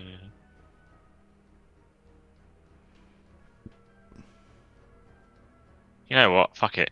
Yippee-ki-yay. I'm gonna drop the short bow where I am, and remember that, and use an action to get out the 2 rapiers. Okay.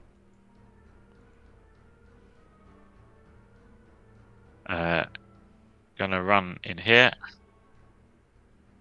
And would you say the number 3 is flat-footed because we're flanking him? You're not flanking him. No. You're No. directly opposite. Oh, directly Yeah, opposite. Fair enough. You have a right angle, but you need to go across on opposite side of the token. That's fine. In that case,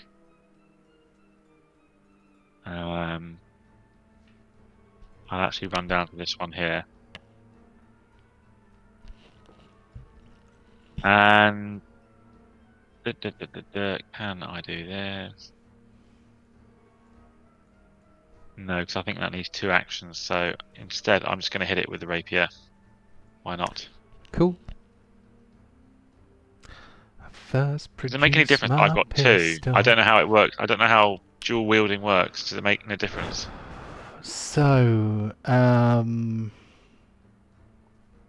given the action system, it doesn't make much difference other than flavour at this stage. As a rogue, it would still take 2 actions. you would, yeah. So each attack is going to be 1 action unless you have a feat that states otherwise. There is a rogue feat called Two-Handed Feint, where if you attack with your offhand weapon first, then it means that the opponent is flat-footed against your Yeah. second I've attack. got that. For example. Yeah, Oh, yeah. you've got that. I don't think Yeah, that will help twin you flame. right. I don't think that will help you No. now because you've only got one I've only action got left. one action. Fine, I'll just hit him with the rapiers I've got. Here we go. 14. Does that do it? That doesn't do it, I'm afraid. Ooh. Shame. Fair enough. That would have been max damage, wouldn't it? Would it? Oh, deadly D8, nice. So yes, if you crit with a rapier, that also does things. Right, I think that is probably all everyone can do, isn't it? Because it was one free action drop bow, action draw rapiers, action move, action strike. So I am going to move down to a thing that cannot be seen. But soon it shall, for emerging from under the table is another giant spider. It is going to do a running leap off the table, and it's going to land behind Feg. This spider is probably the size of a medium. I reckon it's about as big as a medium-sized dog. So it's probably about the size of Lucy, but with a lot more legs. I consider Lucy to be a medium-sized dog.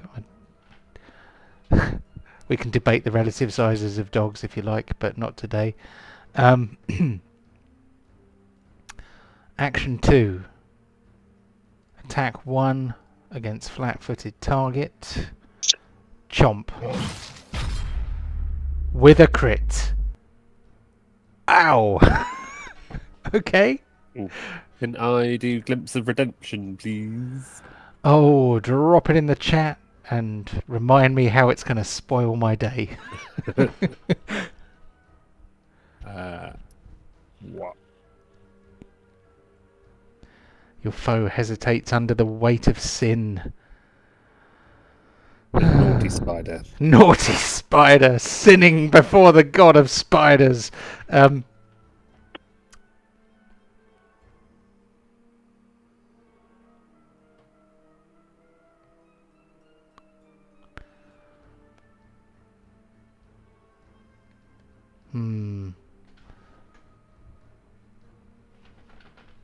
What does enfeebled do again? You see, this is a nasty ability.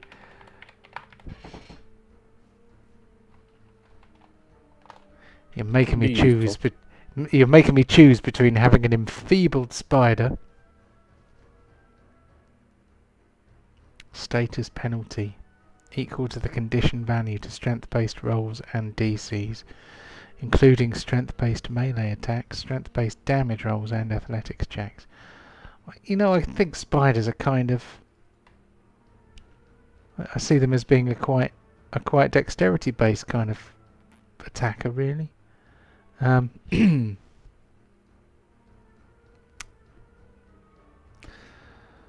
So, I have to choose between the ally is unharmed by the triggering damage,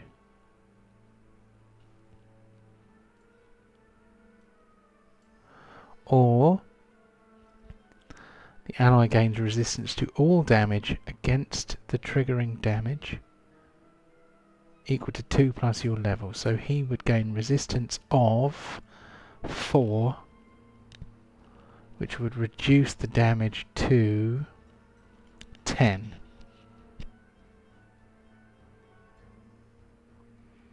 And then the spider would become enfeebled 2 until the end of its next turn. Oh, you know what? I'm going to take that bargain. So Spider 6 is now enfeebled.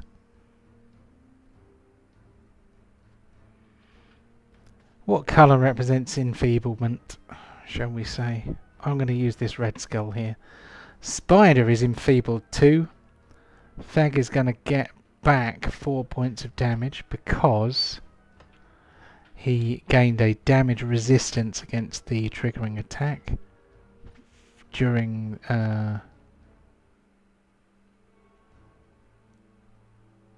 after the damaging effect is applied, the enemy becomes enfeebled too. So the spider is like, yeah, I'm enfeebled, but I got in a good bite. I'm going to get Fag to take a fortitude saving throw, please.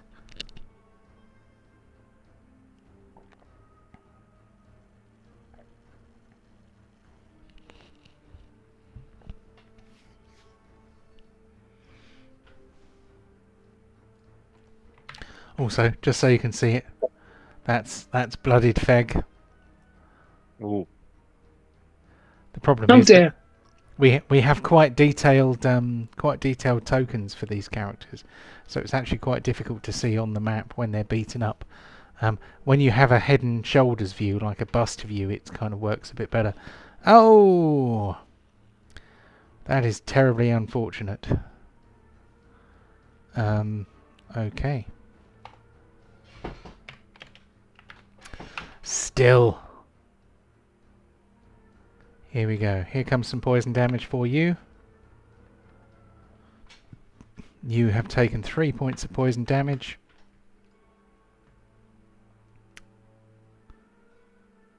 You are flat-footed for 1 round. So,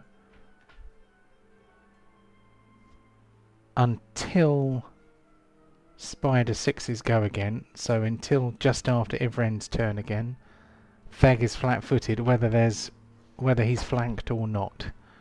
I am going to... I did have a foot marker somewhere. I made one specifically for this purpose, but I'm going to give him the skull. Okay, that was Spider Surprise. We now move on to another creature who... can anyone see him? Ivren and Feg are in the room, so I imagine they probably have some idea that there's somebody in the corner. It is a spider. It is a spiderish creature, but it is not a spider. It is a much larger being.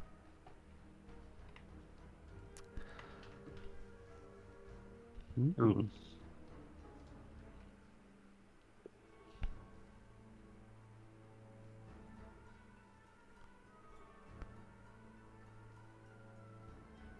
Okay, he has some powers.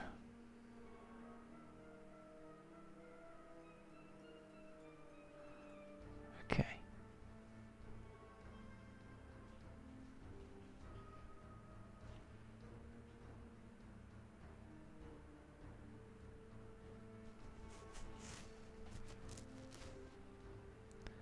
So what's he going to do? He is going to attempt a web attack against Ivren. I think he has the range. Where does it tell me what the range is? Okay. It doesn't actually say.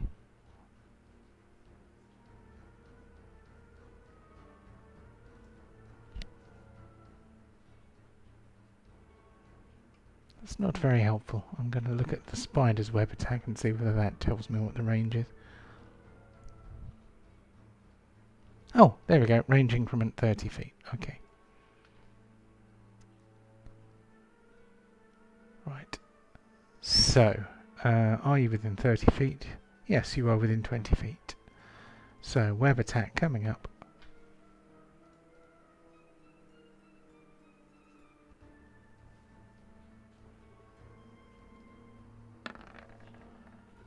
Oh, apologies. I accidentally rolled that as a 2GM roll. I am going to drop this in the chat so that you can see it, and you know I'm not being naughty. There we go. So 28. Oh, I think is probably a hit. Yeah. Now what that does is just gone into the GM chat, which is not helpful. There we go. A creature hit by the web lurker's web attack is immobilized. stuck to the nearest surface until it succeeds on a DC 20 acrobatics check to escape. So, you are glued to the wall. I'm trying to avoid making a comparison to Fag's recently acquired piece of property, which I have done by pretending to avoid it. Filthy boy. Yeah.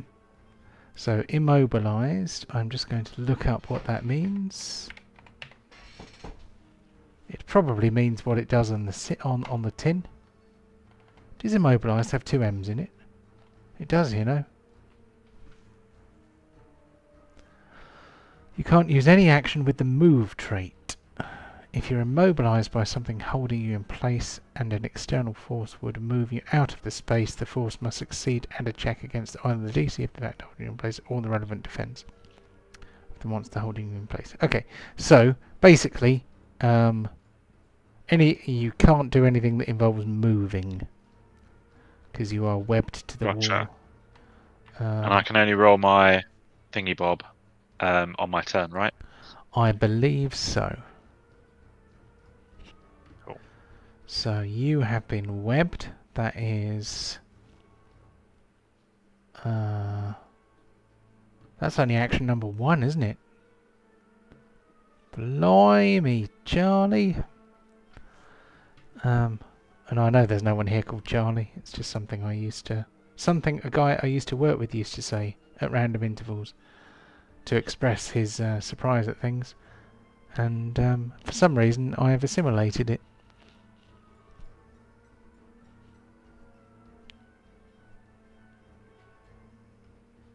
Can he do it more than once?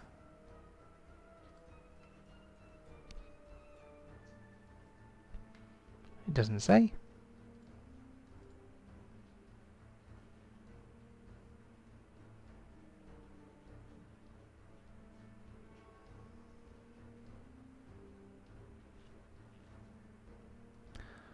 Well, maybe I'll try it on Fag as well then.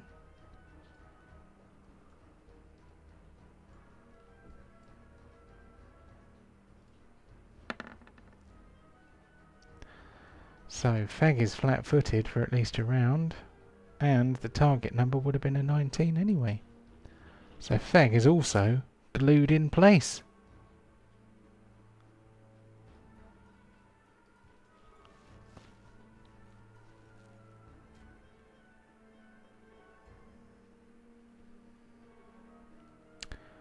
He's also going to speak to some spiders and tell them what to do.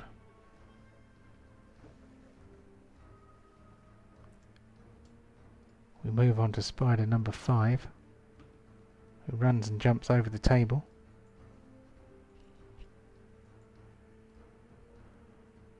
For action 1, he's going to attempt... What?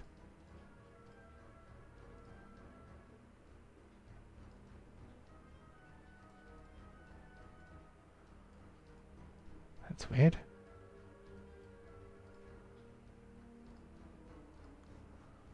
Apparently Ivren's not been attacked before, because I didn't notice that it's giving me an error message telling me that you don't have a blood type selected.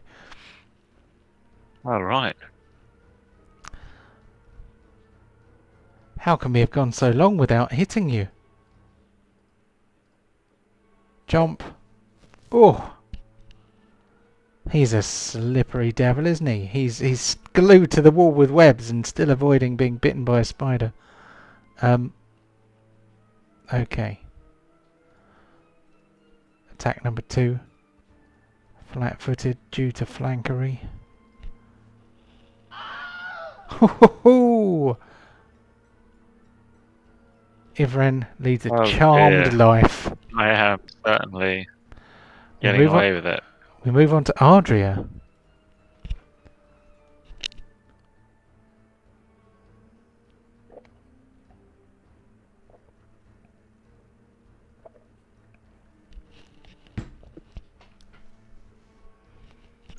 I can't see anything because of all the names, so how long is this?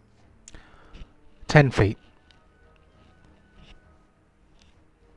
20 feet. 30 feet. Okay. Thank you. Are these spiders? I hate those things. I will take out my sickle as the one action. Okay. I will move into the room.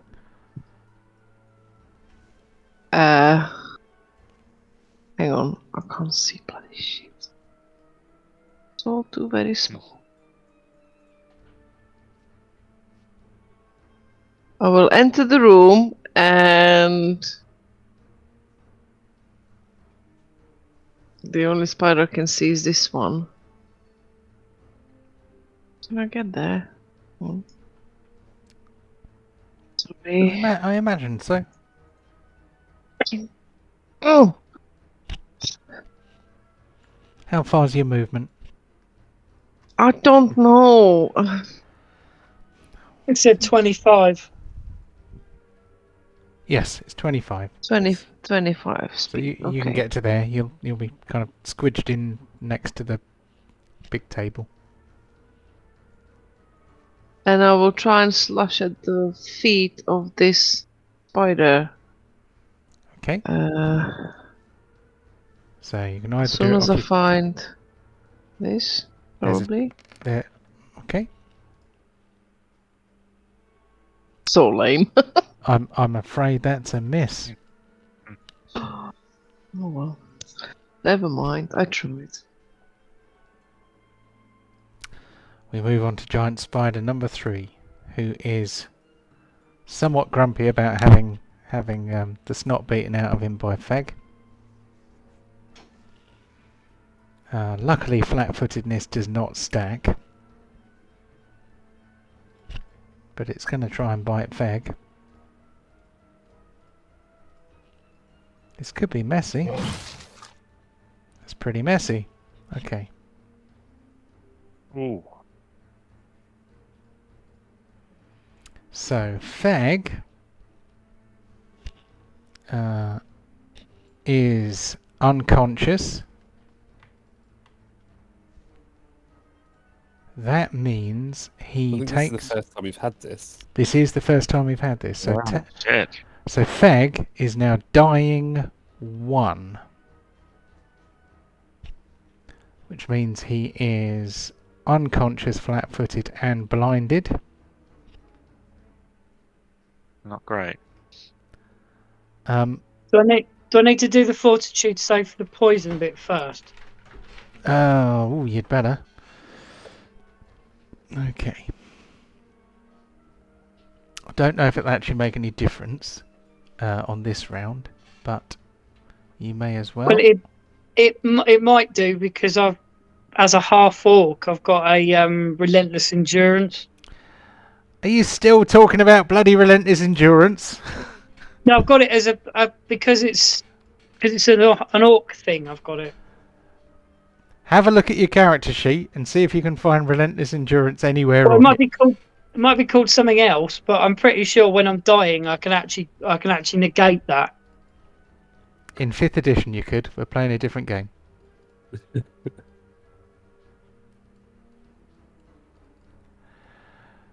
Feg in 5th edition did have relentless endurance, you're right.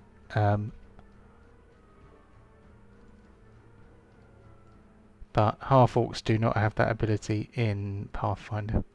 Sorry, that was very sarcastic of me. I should be less sarcastic. But Actually, thinking about it, I'm not a half orc anyway. I'm a fighter.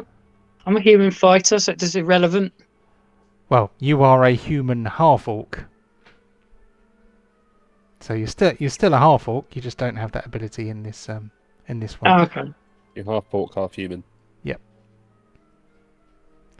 So all mixed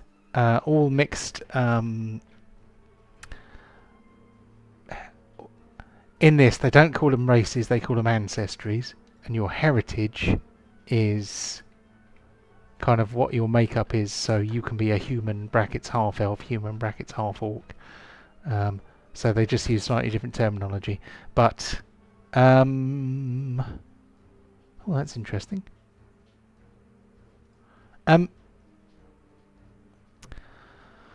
So, Feg is currently unconscious, which means we need to have some rules on standby.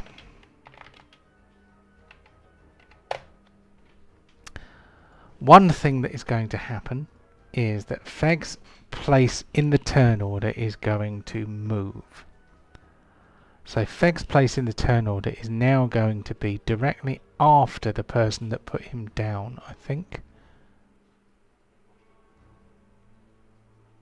Oh, wait a minute. You immediately move your initiative position to directly before the turn in which you were reduced to 0 HP. So that means Feg's new position in the turn order is just above spider number 3. So we're going to give you 13 there. So your turn, so basically it moves you to the bottom of the turn order so that you are just ahead of the person that just knocked you down. You gain dying 1 condition. If it was a crit, it's dying 2 instead, but it wasn't a crit, it just knocked you down, didn't it?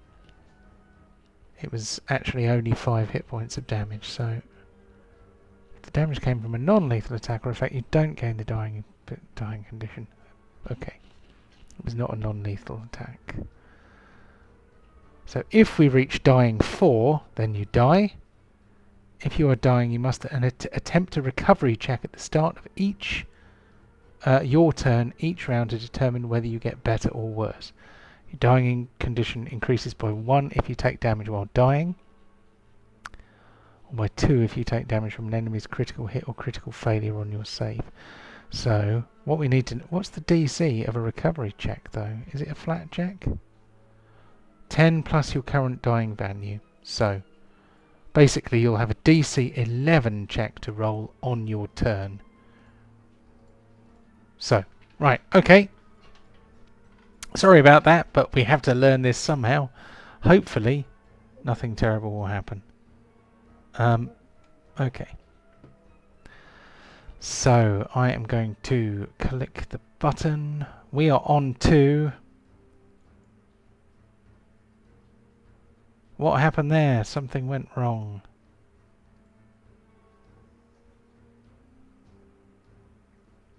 So spider 3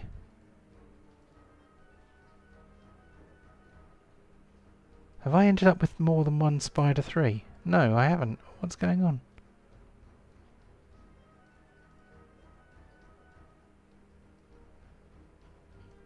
We've missed Brock. Yeah, I don't think I've had a round yet. No, I don't think you have. So I don't know what's I've going on. opened the door, let everybody else run in and die. I just gently shut the door and back away slowly. So what's happened here is Ardria did a thing. Giant Spider 5 hasn't done anything yet.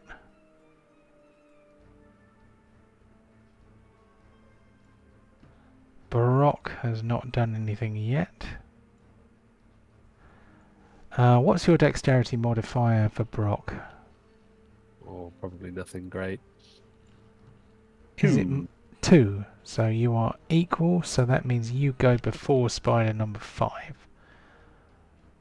Feg goes just ahead of spider number 3's next turn. Okay, so spider number 3 bit Feg, Feg went down. Spider number 3, he's webbed, he's down. This spider does not need to do anything nasty to Feg anymore. So this spider is going to stand in front of Brock.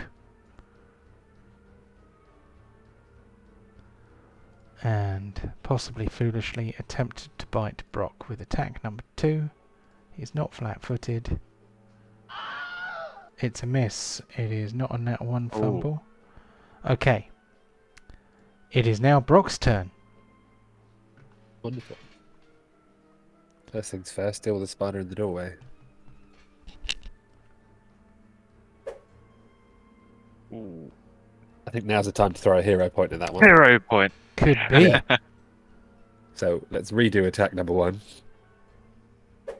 Slightly Oh, worse. blimey. Ah, That seems unfortunate. No problem. Attack number 2. This needs to happen. There we go. There we yeah, go. it's great stuff. Right, I'm going to put that spider on a pile. So you are 2 actions in. And then next action is going to have to be a move.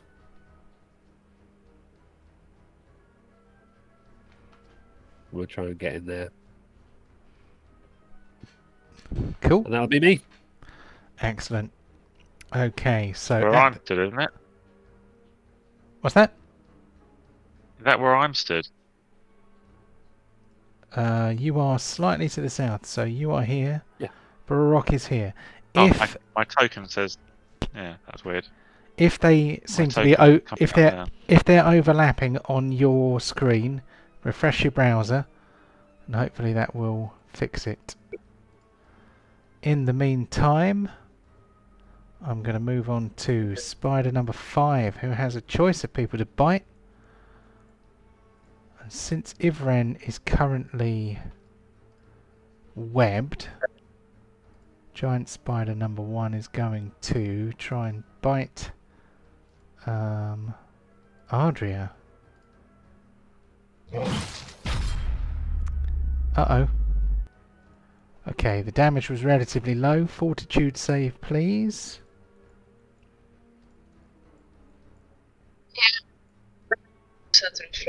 So that's what I clicked on, and all I can see is brown, green. Sorry, whatever you said there was partially cut off. Ah. What's brown and green?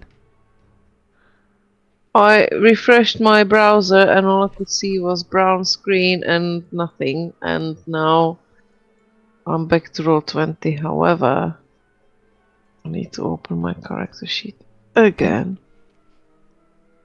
Oh, you wanted fortitude save? Yes, please.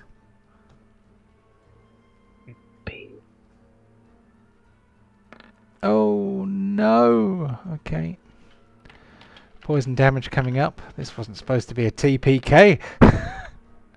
So, it won't be. Okay, so Ardria has been bitten and poisoned. Ardria is flat-footed for 1 turn. I'm just going to write in the chat, Skull is flat-footed.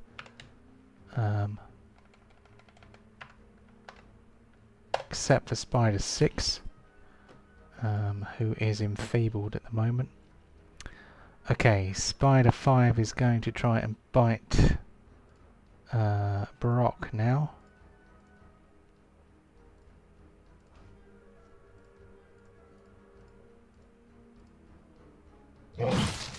Everyone's getting bitten. Fortitude save for Brock, please. Yeah, alright. I'm getting nervous. Okay, Brock meets and beats the fortitude save, so Brock is not poisoned and flat-footed. Spider is going to try and bite Brock again, annoyed by the fact that he didn't get through first time, or second time. There we go.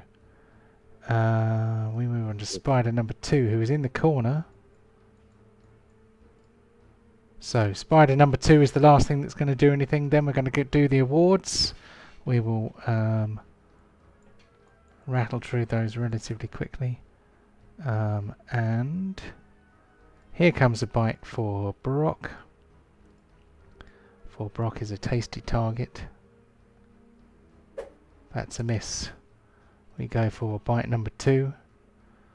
I don't want to bite you, Ivren, but you're such a tasty flanked and immobilized target, and it's still a miss. So I'm going to continue to share love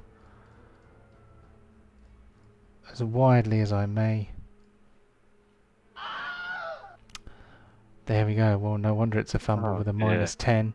Okay, so next time we will start with Ivren, but for now we are going to move to the awards screen. Then Okay.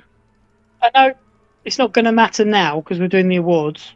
Yes. But I was just having a look on Path Builder just to get more of an idea of what's what with Feg when he's been knocked out. Hmm. And it actually says I'm an expert on fortitude. If that makes a difference. Yes, that will have been added. Oh. So that gave you a +8 when you did your fortitude saving throw. Okay. That fortitude saving throw was just to see whether you got poisoned or not. But I did anyway. But the bite that put you down also poisoned you, but you don't have a negative hit points in Pathfinder, so being bitten and poisoned and being bitten, I decided that was just one and the same thing. So it didn't really make it didn't make any difference in this instance. Fair enough. I was trying to get my head around it because I do get with that particular scenario, I do get it muddled up. So yeah, no, it's fair. I think, considering that we did one campaign in 5e and then switched to a different campaign, there's been relatively little confusion. So I think we're doing okay. So I'm going to move this over to the other side. I am going to start the awards slideshow. I am going to make Michaela and Dave invisible so that I can mess around with the chat in Discord without anything horrible happening. So 26th of the 7th, we have 10 awards to award, and many of them will be incredibly straightforward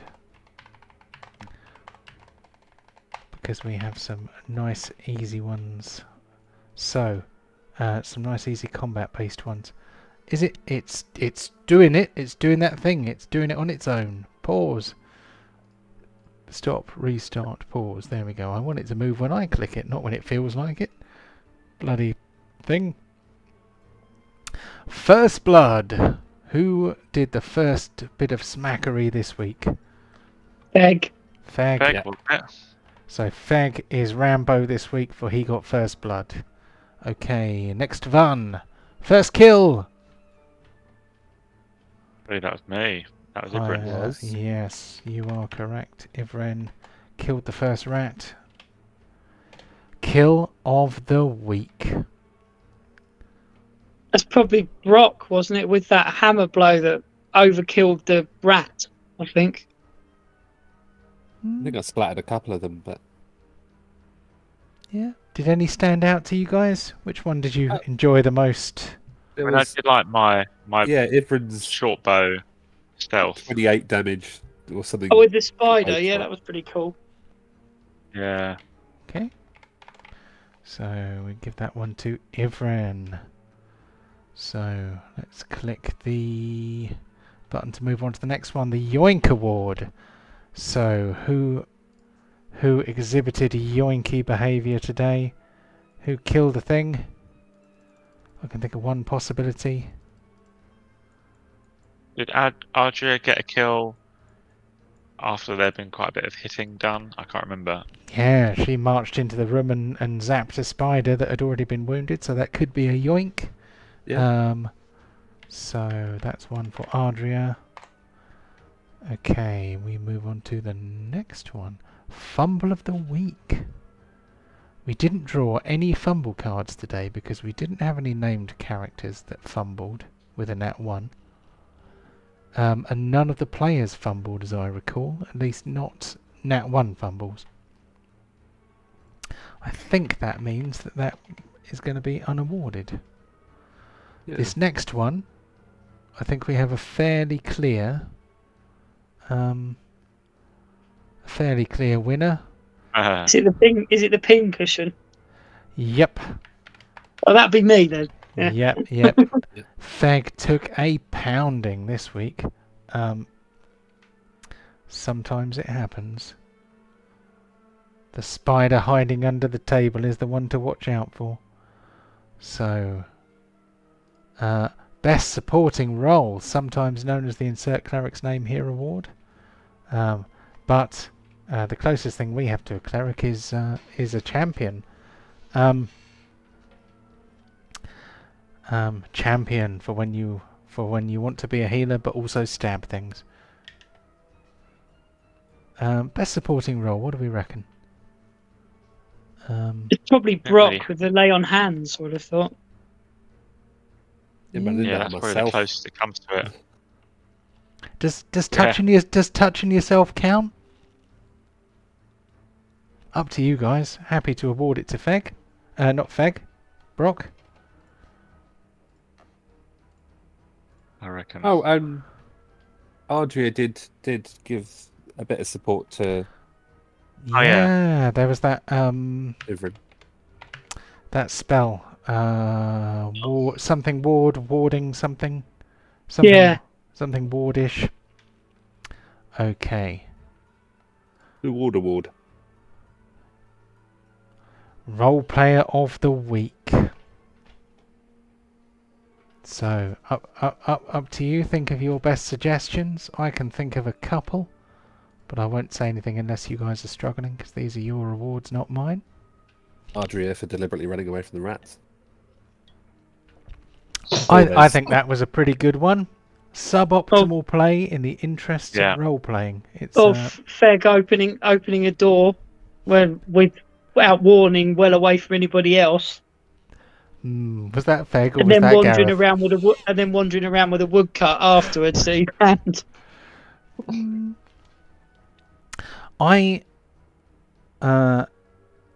If I'm allowed to tie break that one, I would give that one to Ardria, because she actually spent an action to role play.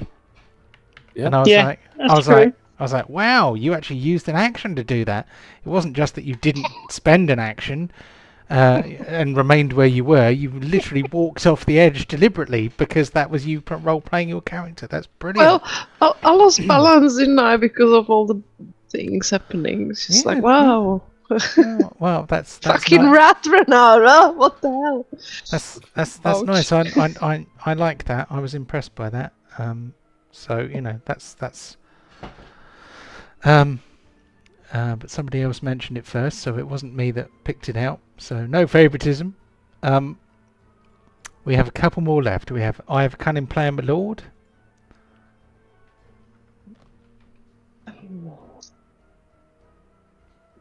There weren't that many plans. Not a so lot many. A lot of action. You It was did everyone sneaking into every room that didn't have spiders in, and then not sneaking into. Yeah.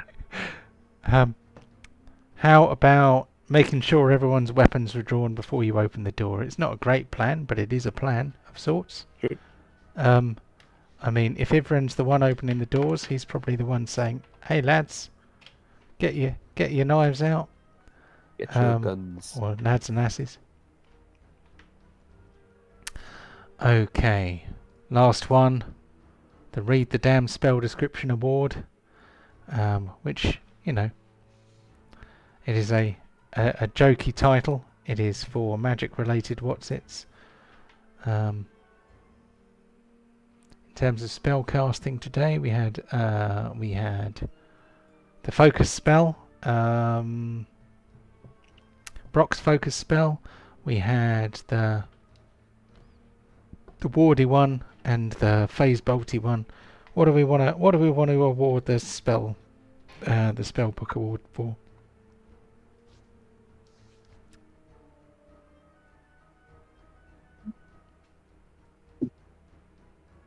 You know, Ardria is the only one using spells, so There was a discussion about range of spells. Yeah. Okay. So we will give that one to Ardria. That concludes the awarding of the awards. Yeah. I am going to change the music to something less disturbing. I'm not sure if that one's less disturbing. That one will do. This one could almost be like the title screen music. I'm going to move us back to the landing page. I wish it would size it a bit more sensibly. There we go. So we have got through another session. Thank you very much for joining me for this most entertaining game of Pathfinder 2nd Edition. Bit of a cliffhanger. We got one character on death saves for the first time. Hopefully we will have Lou with us next week. I hope she feels better. If she joins in, she can just roll out of a bush, you know, or come jogging up the beach and just join the fray. So, you know, we don't have to contrive any reasons for her to suddenly appear. Her character, that is. Let us resume in 7 of your Earth days. Have a great one, guys, and see you next week. Yep. See you next week. Charles. Everybody. Later. See ya. Bye. Bye.